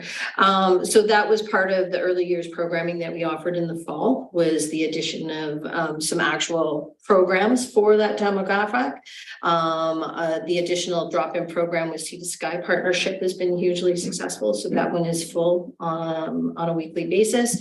And then we spent the fall trying to sort out staffing and space for additional programming. So that will be included in my first quarter update. I don't want to ruin that. Yes. But yes, there we have been able to offer open gym again 2 days a week. So that's awesome. Yeah. Just one more question, Christine, if you don't mind, is we chatted about putting a survey out there within the community, and I was just wondering how that's coming along. It is on the work plan for 2023 for sure. So haven't had an opportunity to get a jump on that, but yeah, no, it's definitely in the work plan. Yeah, thank you. It's nice to see everything up and running so well again. So that's great. Have we got all the necessary parts to get a basketball court We up and do. running? So everything's here. Everything is here.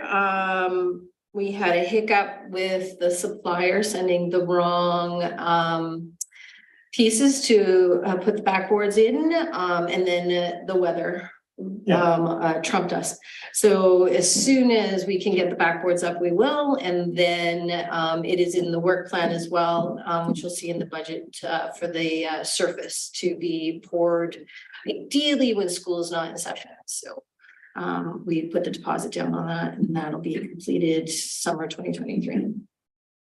Right on. I noticed the school's actually using that space Yeah. now, so yeah, it's really good. Yeah, I have anecdotally heard from Ian Curry, who is the maintenance coordinator for the school district, that it's been a welcome addition.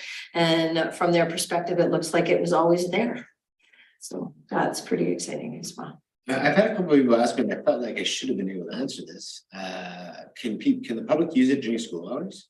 No, because it's on school property, public is not allowed to use it during school hours. Okay. So that's on the signage. Okay. Yeah. Cool. I just have heard a comment from basketball players and so on.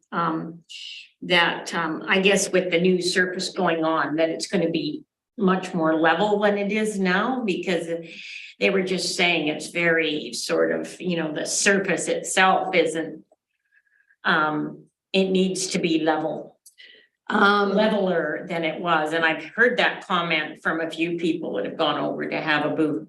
Okay, interesting. It's built to code for a court. So it doesn't get any more level because it is necessary to have some slope on an outdoor court to prevent pooling of water and other things like that. So it is slightly sloped. It might look more sloped when you're stopping on the road and looking at it because of the elevation it is built at. But we have definitely done all of the measurements, and Murphy Construction has gone above and beyond in ensuring that it is meets all industry standards for an outdoor court space for sure. So I think that education, maybe, I don't know, on a website or something might be out there, should maybe educate the public as to why it's not quite.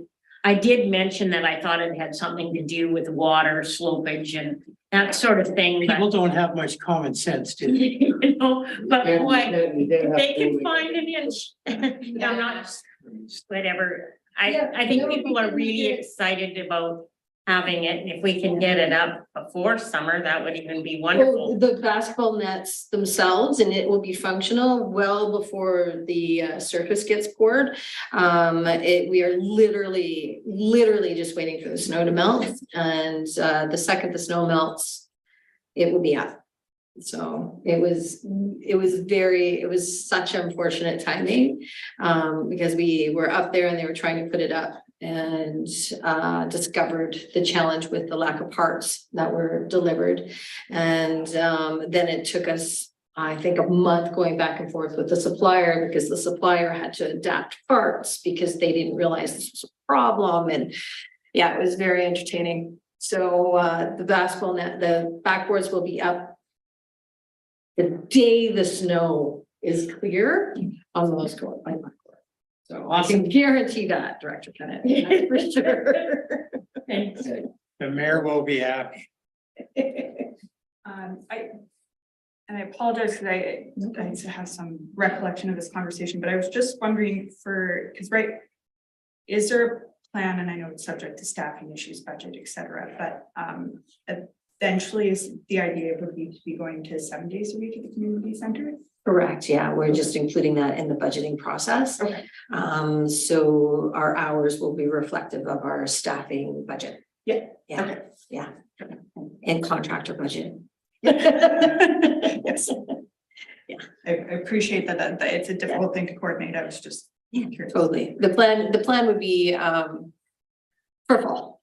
Okay. So ideally, we don't see a lot of use of the space in the summer hours, so it makes sense for us to start it after Thanksgiving weekend. So yeah. Awesome. Thanks, Christine. Appreciate it. No, thank It's pretty you. warm out there, by the way. That could have melted by the time you get back there, you know. Don't worry. I'm watching it every day. Appreciate it. No, thank you. Have a great day. Okay, we've been good to carry on. Oh yeah, motion to receive the recreation update.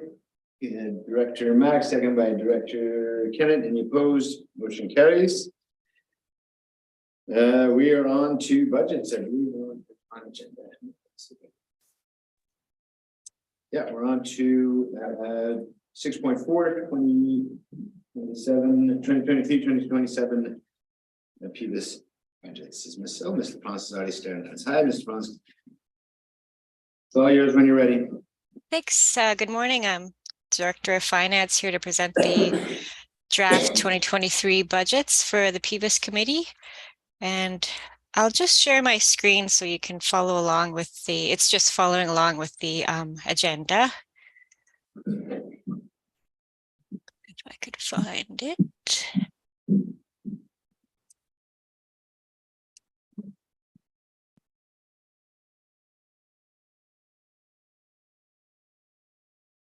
All right, so BC assessment data for these budgets is the 2023 completed roll. BC assessment has confirmed that the previously announced errors are not errors and the reports are correct, so that's great. I've also done a non-market change assessment for the PVUS service, and basically the total non-market change for the total assessment change for 2023 is a 26% increase. So basically the assessment base grew 26% in these two services. So the area C, sorry, and the village of Pemberton. So it's very significant growth. And so that's basically stating any taxation increases up to 26% would be absorbed with the new assessment, and that's just an estimate. Of course, if someone's individual assessment increased over 26% in a year, which is very rare and probably only a one-off case, they might see a slight increase, but in general, the assessment base will take most of the taxation increase on so far. I'm still waiting for the budgets from the village of Pemberton for the fire and for the rec services. So unfortunately, they'll be presented in March, and it'll just be a one-stop go. And hopefully, we can make any changes on the fly if there's any changes needed, and then it would go to the board in March for approval. The Pemberton District Search and Rescue budget is the same as last month. It shows a slight reduction in the requisition, and they've requested 37,400. Pemberton Refuse Grounds shows an increase of 42% for a requisition of 698,307, and that's due to the new contracts for the new Pemberton Transfer Station. And the Pemberton District Museum shows an increase of 45% for a total requisition of 218,135. And the Pemberton District Library, so I reviewed their request because they stated they only requested a 9% increase, and for what I deduced, it was a decrease from prior years, and I did find an error in my assumptions. So the new Pemberton District Library, the budget which I'll present in March, but I have it ready to show, does show a 9% increase. And so this was their request here, 369,000. However, I took off the rent because we separate the rent amount for the Pemberton Community Center normally, but they have already separated it out here. So it actually washed with the revenues, and I missed that, unfortunately. So the new, I'll just show you the new, sorry about that. That's my dog barking in case you hear that. The new requisition ask is 369,804, which is an 8% increase. And the new total so it's actually 7.9% increase, and the new total change so far is 23.4%. So sorry about that. I just switched it on the fly while I was in the meeting. And I'll just go back to the agenda. So yeah, this is now a 7.9% increase. And the total services combined is the 26% increase that I showed you, or sorry, 23.4% increase that I showed you here now. And the 2022 forecasted amounts are still not final. They're mostly, I'm pretty confident that they won't change very much, but they're still not 100% final. And all of the remaining PVUS budgets, like I mentioned, will be brought to the March meeting for review. The 1705 Pemberton Search and Rescue Service, that budget is remaining the same. And if the committee wishes, they can suggest that, recommend to the board that this budget be approved. And then I won't have to bring it back in March. That's an option for the committee. And you want to do that now, or are we going to the actual budget after? Sure, I'll just leave it up to you. I mean, this hasn't changed since last month. Are there any questions on this budget, or are we happy to move this budget as it's been presented? Move it as presented? Right. Yeah, Just absolutely. a clarifying question through the chair. So if we were to approve it now, will we, how does that work with the numbers coming back from the Village of Pemberton in March? So, I mean, basically, as we're going through here, the way it works here at this table, as we look at some of these service areas, when we're happy with them, we can, like for this one, for instance, we could pass them as they're presented, or however we've changed them potentially. Then Suzanne will bring it back to us in the next budget meeting, or, you know what I mean? By the end of this, we'll be down to our last two sort of thing as the process. This, I think, is going to your point, is that how does all this affect the Village of Pemberton taxpayer at the end of the day when you add up all these services? Is that sort of where you were going? No, I just meant to say, so I think I now understand, but it was basically, since we're still waiting for, I think it's Pemberton Fire Rescue Service. Yeah, no, we're going one out of the potentially now if we want, if there's still, so there's a couple things here.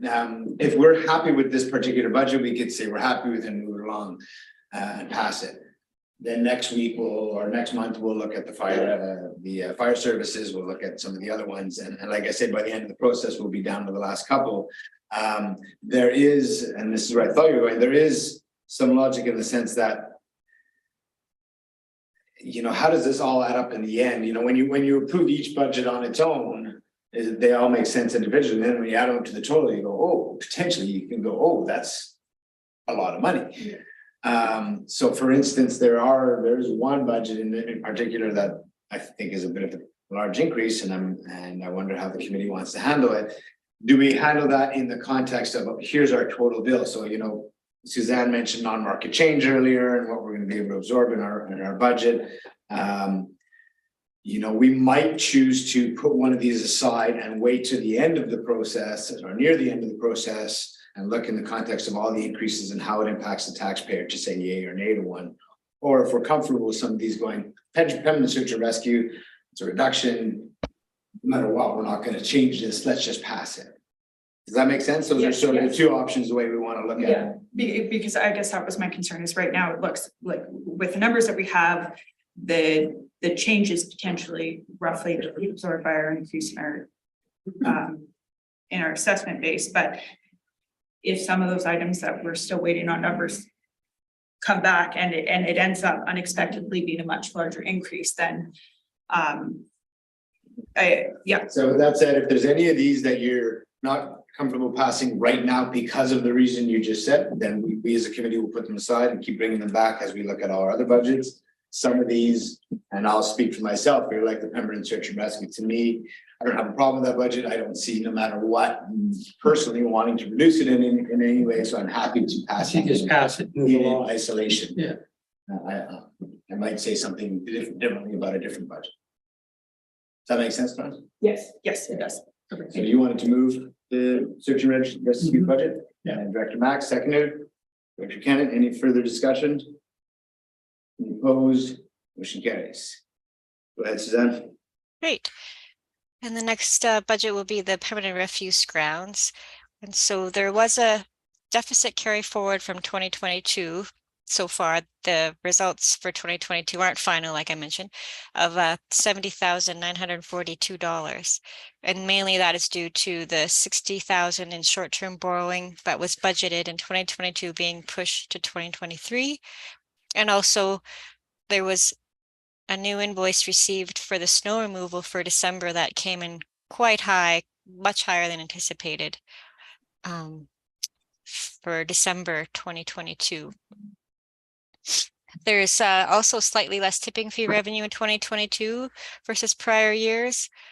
And the budget does include all the new service contracts, which started in November 2022, which includes $12,000 for the free store and $30,000 for machinery costs. And there's also composting and servicing and tipping fees included that are GFL contracts. And there is $25,000 transferred to capital reserve. And I forgot to add that balance again. So leaving a balance of, I'll just scroll to it.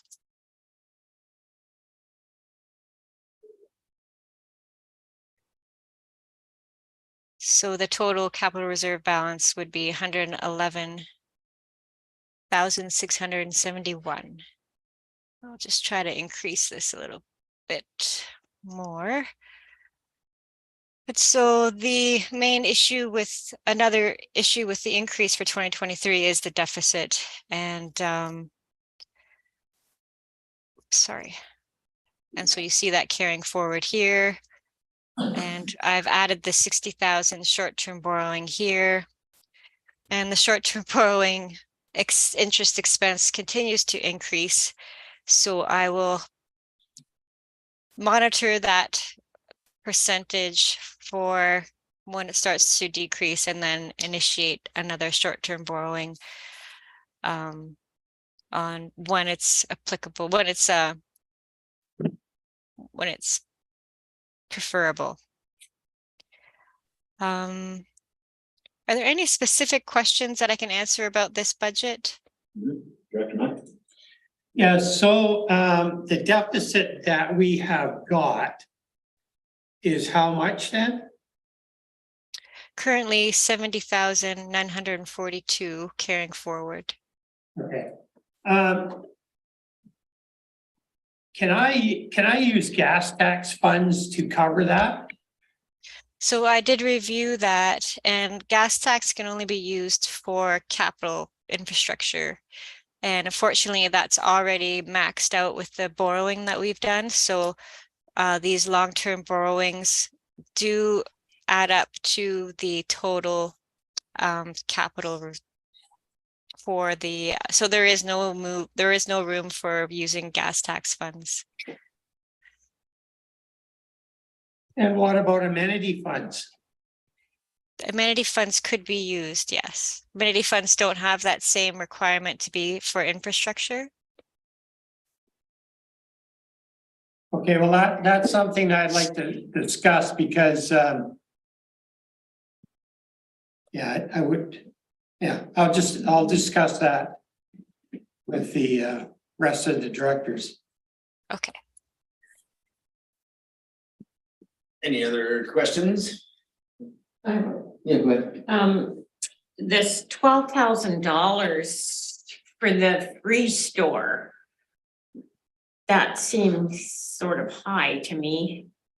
Is that just because of the cost of salaries and so on to remove events, remove stuff, or it doesn't seem to me that difficult to bring, people want to bring some of this stuff and re-gift it on or whatever you want to say, and just seems like a high amount for that. I asked that question of UES last month because I had the same thought.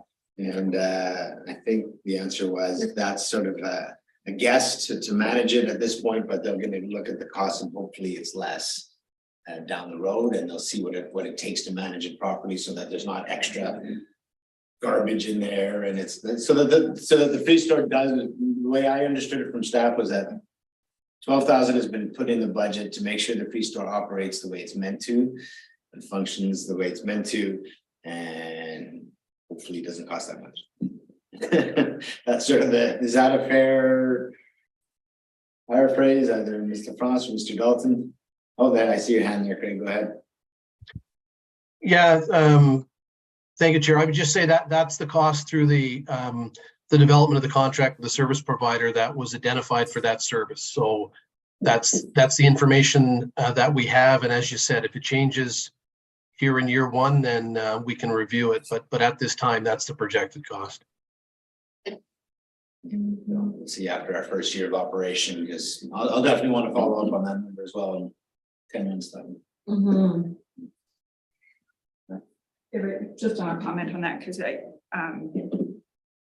think most of us have had an opportunity to see some how these free stores operate, and there's some that are run really well, and then you see some where it does seem to become a little bit of people abuse it a bit, and not saying that I have no idea if that's happened here, but I would think, especially for starting out, it does seem if we can accommodate to set strong foundations so that it's run well from the beginning and kind of hopefully keep that from occurring. I to my mind, I think if we have it in our finances and we can accommodate it, I think that's not a bad idea, especially since it's just starting out. Just my comment as just a regular user, it seems to be going quite well, but just some of the configuration, I think could be maybe tweaked a little better for a better flow around there. And I think and maybe just the entrance and that sort of thing. And I think there's the budget here to do all of that. It's, so I just like to make that comment. Yeah, I think that the place has only been open for 4 months. I think we should give it a certain timeline to maybe sort itself out. And then we come back and have a look at it, say in 6 months.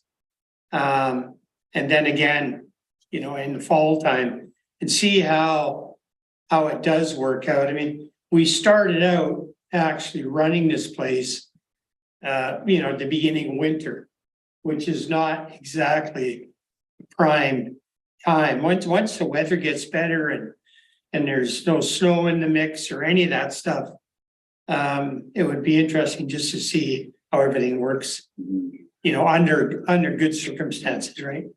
No, I think you're right. I think we got to give it a chance and staff a chance to make tweaks, because I agree with you. There's some flow things, you have to go over the scale. If you have one small bag of garbage, can you not just go here? I think, and I'm hopeful staff is working with the contractors to see what it looks like over the first few months and make those adjustments. I'd agree there's some tweaks to be made, but yeah, give staff a chance to do that.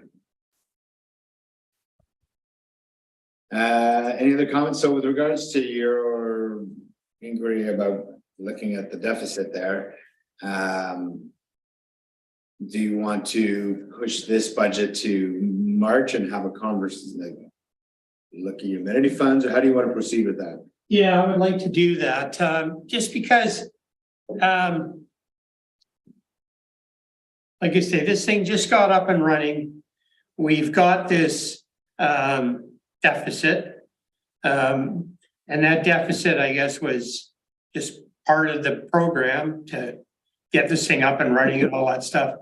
I would really like to start out at zero and not, you know, have a deficit going forward here. So anyways, I'd like to discuss that with Suzanne and with CEO Dalton, what they think of that idea. So let's leave this budget until March, Suzanne, and you can do your work on the side and come back with some recommendations for the next budget or for the next meeting.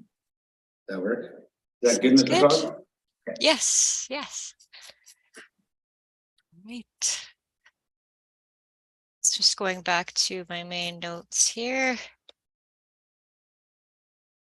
And the next service is the permanent TV service. This budget remains the same as last year with a couple changes to the 2022 forecast, but very minor. And so the remaining available operational surplus is used in 2023 for wrapping up kind of the service. We have canceled the hydro as per the PVUS Committee resolution last month. And we are still waiting for an asset listing to be developed from the society, which is now dissolved. Any questions on this service? Doesn't look like it. So are we waiting for anything further? Can we pass this one in its current form? My feeling is we aren't going to receive any further information before March, but there's potential that we could receive more information from the society. So potentially we can pass this, and if there is more information, I can always bring it back with the additional information. Okay, so I'd like to see. Yeah, I'll move that we pass it. Kenneth, second. Any further discussion? Any opposed? Motion carries. 2202. All right, 2202 is the Pemberton Museum service, and they came as a delegation and spoke to their budget increased requests, which was an increase of $67,893, mainly for salaries and some operating expenses. What's the committee's decision for this budget? Basically, it's just a one-line item for sending the funding to the museum. Thank you. So yeah, this is one where I struggle a little bit, not because I don't support the museum. I think it has become more, a bigger presence in the community. I think they do an amazing job. We just look at all the other budgets come in with lean, zero to lean increases, and this is big, like $70,000 on a $150,000 budget. I forget what that percentage increases. It's yeah, whatever that is. It's a lot, 7% or something. Way too much open. So yeah, those are my thoughts. I'm interested to hear from the rest of the committee. Yeah, I think that, I agree with you, but having said that, that facility has dramatically improved in the last, say, 2 or 3 years, bringing in those other 2 buildings. Now they're doing the hydro, they seem to have a really good plan going forward. And I think that it just seems that these folks are really enthusiastic, and I think they can make it a more profitable operation. And I think we need to give them the chance to do that. I know it's a lot of money, but I think it's probably at this time in our future, so to speak, it's money well spent. So that's just my thoughts. No, and I tend to agree with most of your comments. I think it's money well spent as well. I think they do an amazing job, and they will generate more revenue. It's just a really large percentage. And I do want to remind us that we don't have to go, it's not all or nothing. Yeah. We don't have to say zero increase or full 67. It can be somewhere in between and say, use this however you see fit to move in that direction. Yeah. Right? We can't give the full amount this year. And also I would like to, she made comments about like say about generating more revenue through the rental. I worry that this, that's great, but this budget will just keep moving on and then they'll generate more money. It's not gonna be reduced next year because all of a sudden we generated more revenue, I feel anyway, so I got Director Kennedy and Director Ramsden. Yeah, it seems to me their ask is for the salary constraints that they feel they need to up the salaries for their core people. And I'm just wondering whether there is a contract with the people that they've hired now and the manager and the assistant. I don't think they promised more, like they haven't promised more hours in the winter. Like she said, they're not officially on the books right now. So I don't think at this point until they've got money approved, they're not going to extend the contract. And that's why I say we can say, here's an increase of X.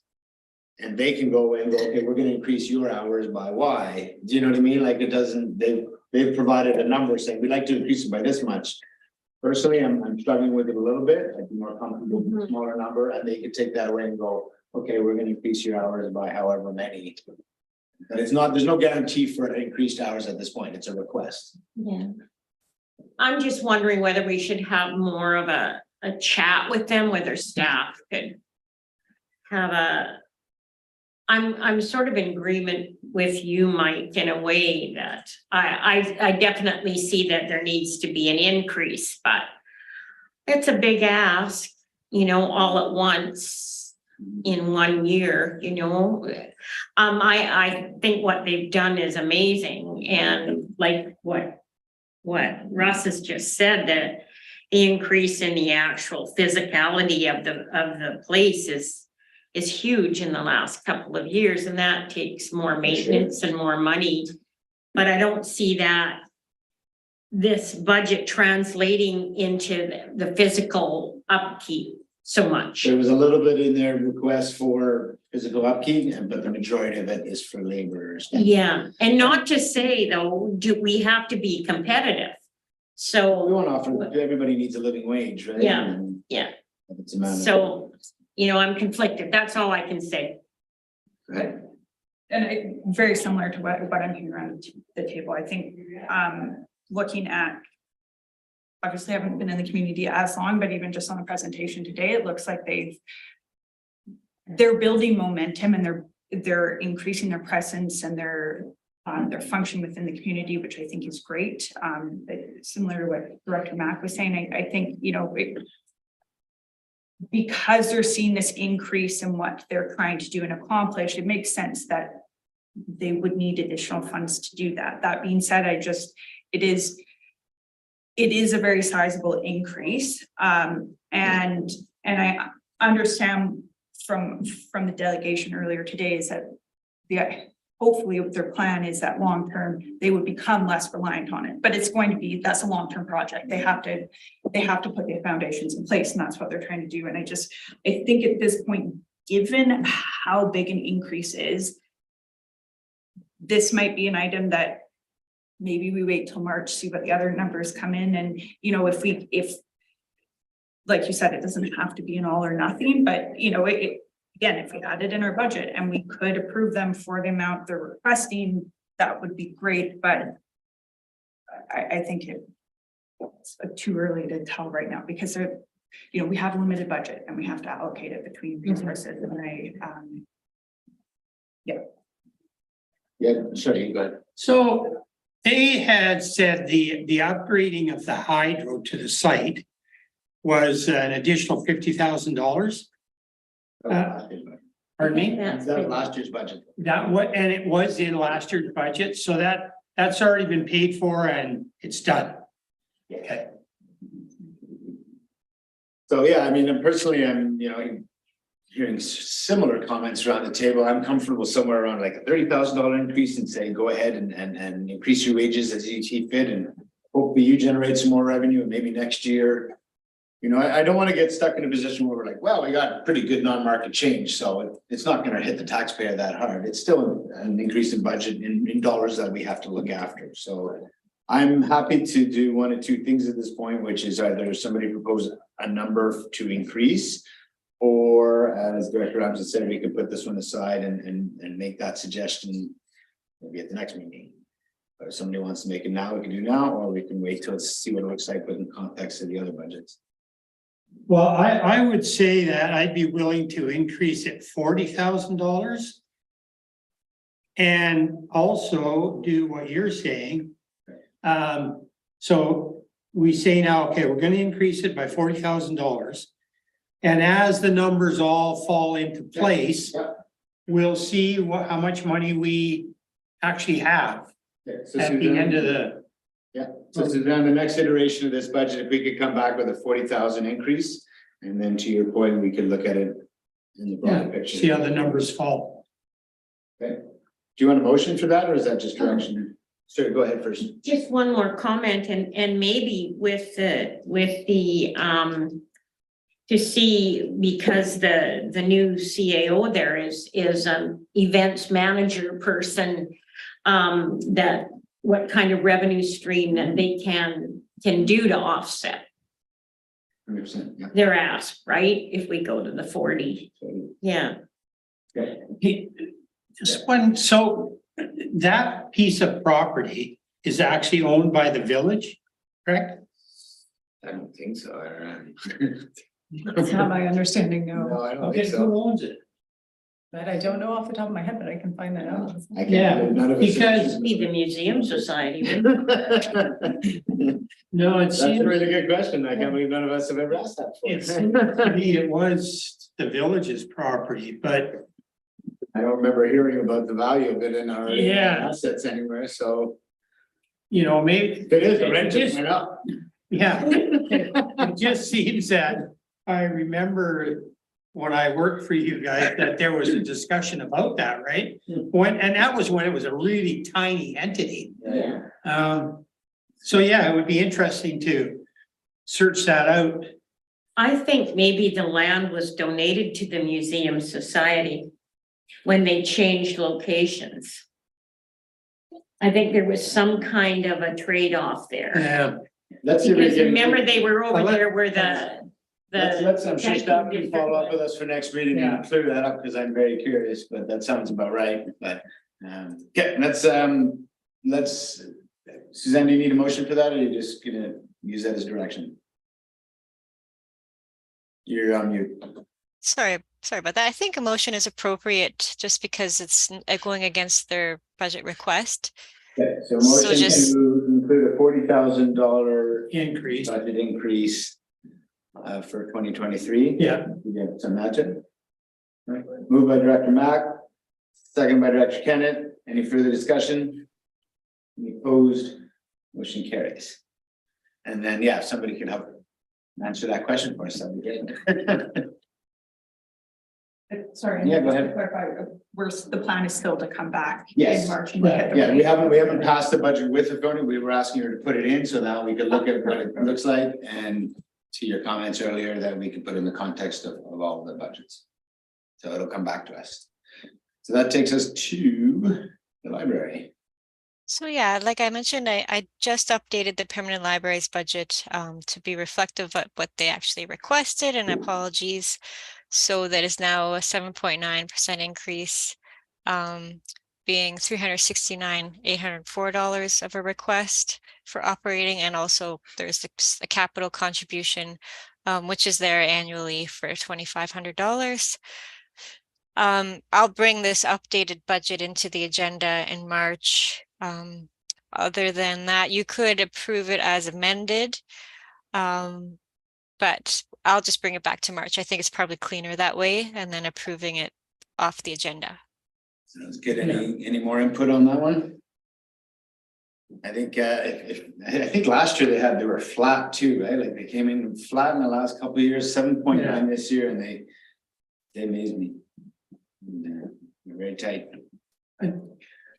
Yeah, so do you want a motion? No, she's gonna put it. Okay, just gonna bring it back. Just so it's a little tidier. Yeah, and I would really be interested to see about the a budget for expanding the space.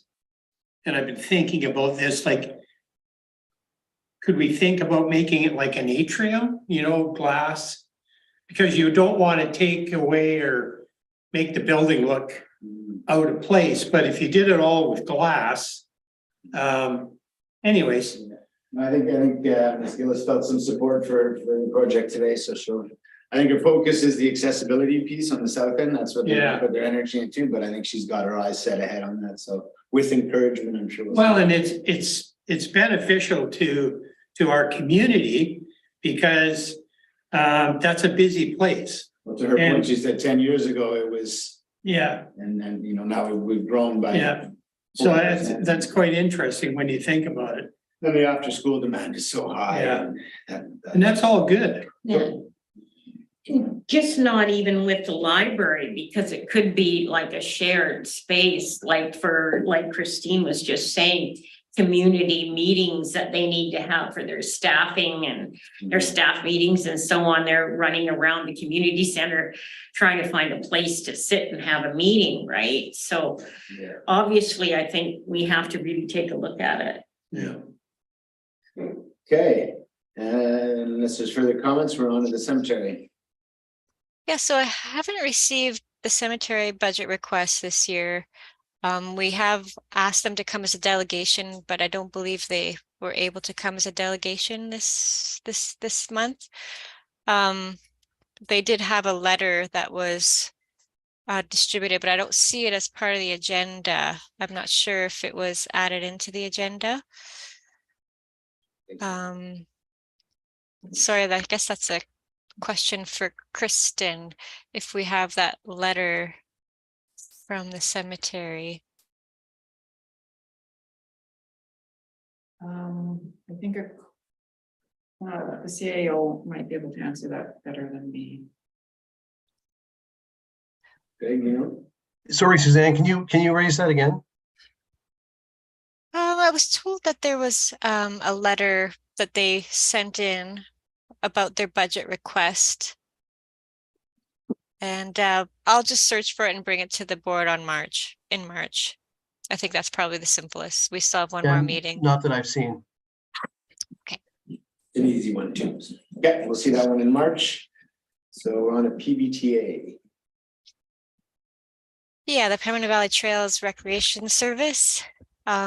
So this requisition remains, this requisition remains flat to 2022, but there is an availability to increase the requisition because the max requisition is currently being developed with the service establishment amendment that went to the board in January and received first 3 readings.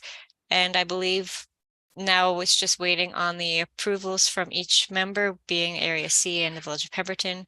So the Village of Pemberton will need to take that adoption of the Service Establishment Amendment Bylaw 1805 to their council for approval. And then once that's done, there is ability to increase the requisition. Currently, there isn't a need for the increase and it remains flat to 2022. And the PVTA amount is proposed to be increased in this budget to 25,000, which is a 25% increase. And this includes the Riverside expenses that were carried forward from 2022. And there is some transfer to reserves of 7,815. If the committee wishes, I'll just scroll to the actual budget to review.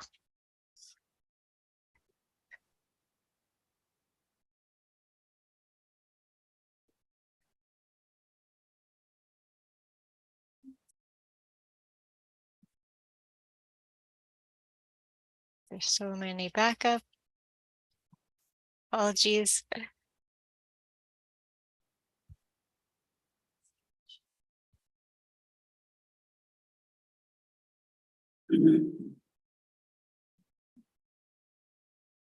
Oh boy.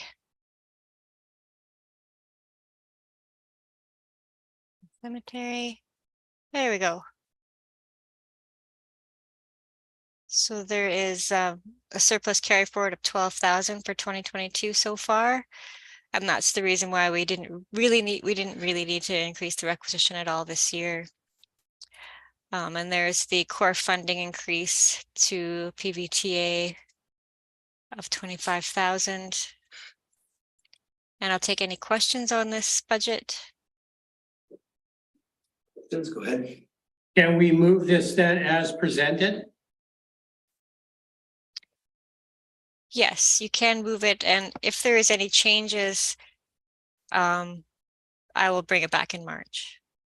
Before you do that, I was just a little surprised because, well, first of all, on their presentation, it showed a request of 20,000, and then in our budget sheet, it showed 25 suggested.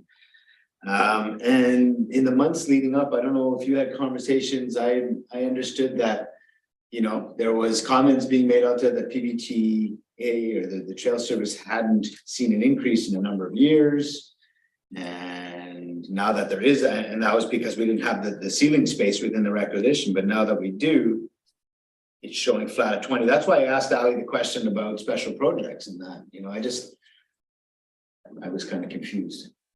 I thought they were looking for, you know, that, I don't want to say the complaint, but the comments that I had heard a number of times from different members over the months, and I don't know if Alison, you can help enlighten me a little bit, or.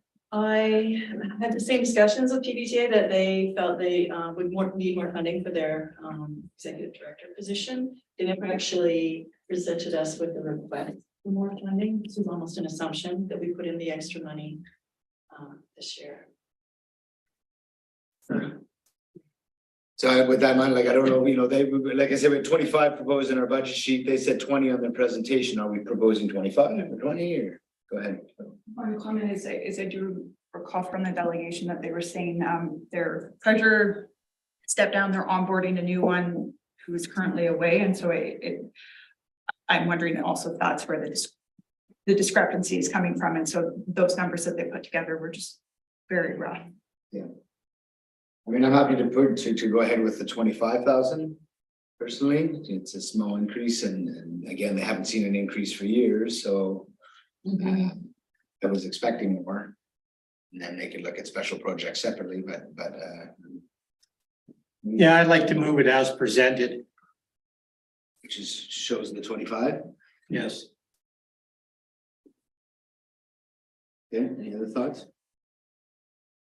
We'll move that. Seconder. No question, any opposed? Motion carries. So, Mr. France, that's with the 25,000 instead of the 20. Thank you. And I just wanted to touch on the PDIF funds, just to show there is availability for an increase there if the board, if the committee wishes to increase the tax requisition for the PDIFs. And apologies, I'm just going to scroll away back to the PDIF. There they start here. So the first PDIF is the Arts Culture Rec service, and I've left the requisition flat to last year currently, but with the maximum requisition and the tax rate per thousand and the new assessment base, there is about 12,000 available. Well, actually, sorry, 15,000 available for an increase in this service for requisition if the committee wishes to do so. And the other economic development PDF fund has about $10,000 available in the maximum requisition to increase the taxation if the committee wishes to receive more funding for these grant services.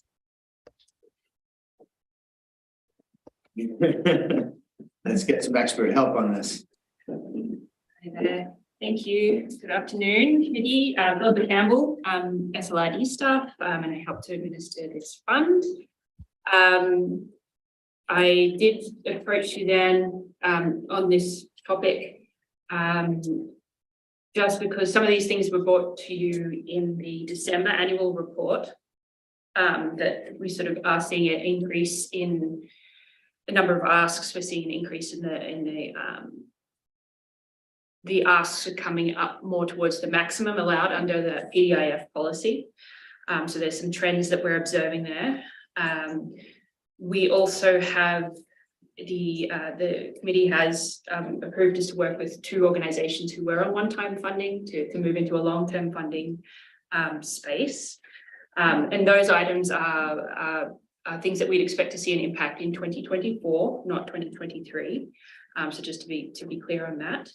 However, there is some work underway at the moment. Again, the committee has requested us to look at the fee waiver program. So this comes out of the fees and charges bylaw. I'm sorry, I don't have that bylaw number right here in front of me. But basically pre-COVID, the PDIF fund equivalent, we've moved on. We've made a couple of changes there, but basically that was also used to help support smaller requests for room rentals as well. And that's still something that exists. And it hasn't been something that we've seen in the last couple of years because of the impact of the pandemic. So I'm anticipating bringing more information to this committee in March with the help of village staff, including some historical data on what those requests look like, volume, number of requests, and so on. But certainly there is, if we do see an increase in those kind of requests from 0, as it has been from the last couple of years, then that will have an impact on this budget as well. So more information is coming in March. I did just want to flag this while you were having these discussions, knowing that this fund is being well utilized. Ms. Campbell, thoughts? If we have the ability to increase it, should we not take advantage of that? What we would be doing is increasing it, potentially not using it all, but we're still taxing for it. Yeah. Right. So we're still collecting the money and putting it in our account, and then we decide whether it gets all distributed through the course of the program. But because we always have enough people sort of, asking for the funds. This way we would have sort of maybe a cushion. Yeah, I don't know. I would agree. We're taxing for it this year. If we find that we don't need to access that many funds, then next year we can pull back a little bit. But, we have struggled to just keep up with our funds. Yeah. And this ability increase. And like I said, if we don't use it all, then next year we can back off a little bit if we felt the need. But Yeah, I'm kind of with Russ. I think that if we have an opportunity to requisition, that there's a lot of need, maybe. Question, if another organization wants to access and they reach their limit, it has to stay within the confines of that request. we'd have to change the policy or make an exception. So by increasing the funds available, it allows for a couple of things. The fee waiver, as Philippa mentioned, that'll cover some of those costs. It'll cover any new organization that approaches us with an idea or a funding request. But our policy gives limits in terms of how much each organization can apply for. So if somebody wanted more, we'd have to either change the policy or make an exception. Mm-hmm. Which we have the ability to do though. If the funds are available, so. Yeah, if the funds are available, yeah, so that's my thing, it's good to have the funds available, maybe. Yeah, I think it's generally those monies are very well spent by our community organizations. The dollars we put out there, taxpayers' dollar that we supply through that fund, it's multiplied several times over by these organizations. I'm comfortable with it. Can you make a motion? I'll make that motion then. Okay. Seconded. Director Robson, any opposed? Any further discussion? Opposed? Motion carries. Thank you, Ms. Campbell. Suzanne? Thank you. And just to clarify, that would be to increase to 15,000 for the Arts and Rec and Grants Fund, or for increasing both of the services? I think it was for both, right, Director Mack? Yes. That was what he said. Can I ask a question? Is that good, Mr. Frost? Yes, yes. Right, Director Mack. Okay, so it says here, service mandate. This service provides an arts and culture and recreation service for the village of Pemberton and a portion of electoral area C. Do you know what the boundary is for Area C? Like, what part of Area C does that cover? I believe it's majority of Area C minus the Wedgewoods area. I think that's how the service area was created. Pretty sure that was your request back in the, when we formed it. Yeah, but So it's just everything but Wedgewoods, because there was a conversation as to whether they would be benefiting from some of those services or being where they are geographically. you know, I think my thoughts maybe have changed on that. I'll talk to the CAO about that. I mean, we can change that at the March meeting if necessary. Not at the March meeting. No. That required. It would be a bylaw amendment. Okay, and how long would that take if we want to go that way? For next year. Okay, And we would need some form of electric consent. But I'd have to look at it. Okay. I'm just looking at the map and yeah, it just excludes the Wedgewoods community. it excludes. It does, Yeah, okay. the service area. So yeah, it's a bit of a process. Yeah. Maybe have a chat offline with Mr. Dalton, just to understand what that would look like, and you can Yeah, decide I will. whether that's. So I have a question. So, this resolution to increase by 15 and by 10. Suzanne, are you bringing that back or is that is that approving the whole budget? What was your understanding? That's to bring it back with the Bring changes, it back right? with those increases, is my understanding. It's not approving the budget, just approving you to increase it and bring it back in March. That's my understanding too, yeah. Perfect, thanks. Okay. Anything else, Mr. Franz? And that would be it. That's the full presentation. Any questions on process moving forward? Is everybody good? Okay, thank you, Mr. Franz, for your work here today. That takes us to number 7, decision on late business. Late business, we have none. Director's notice of motion, motion to adjourn. Director Knox, second by Director Kennett, opposed.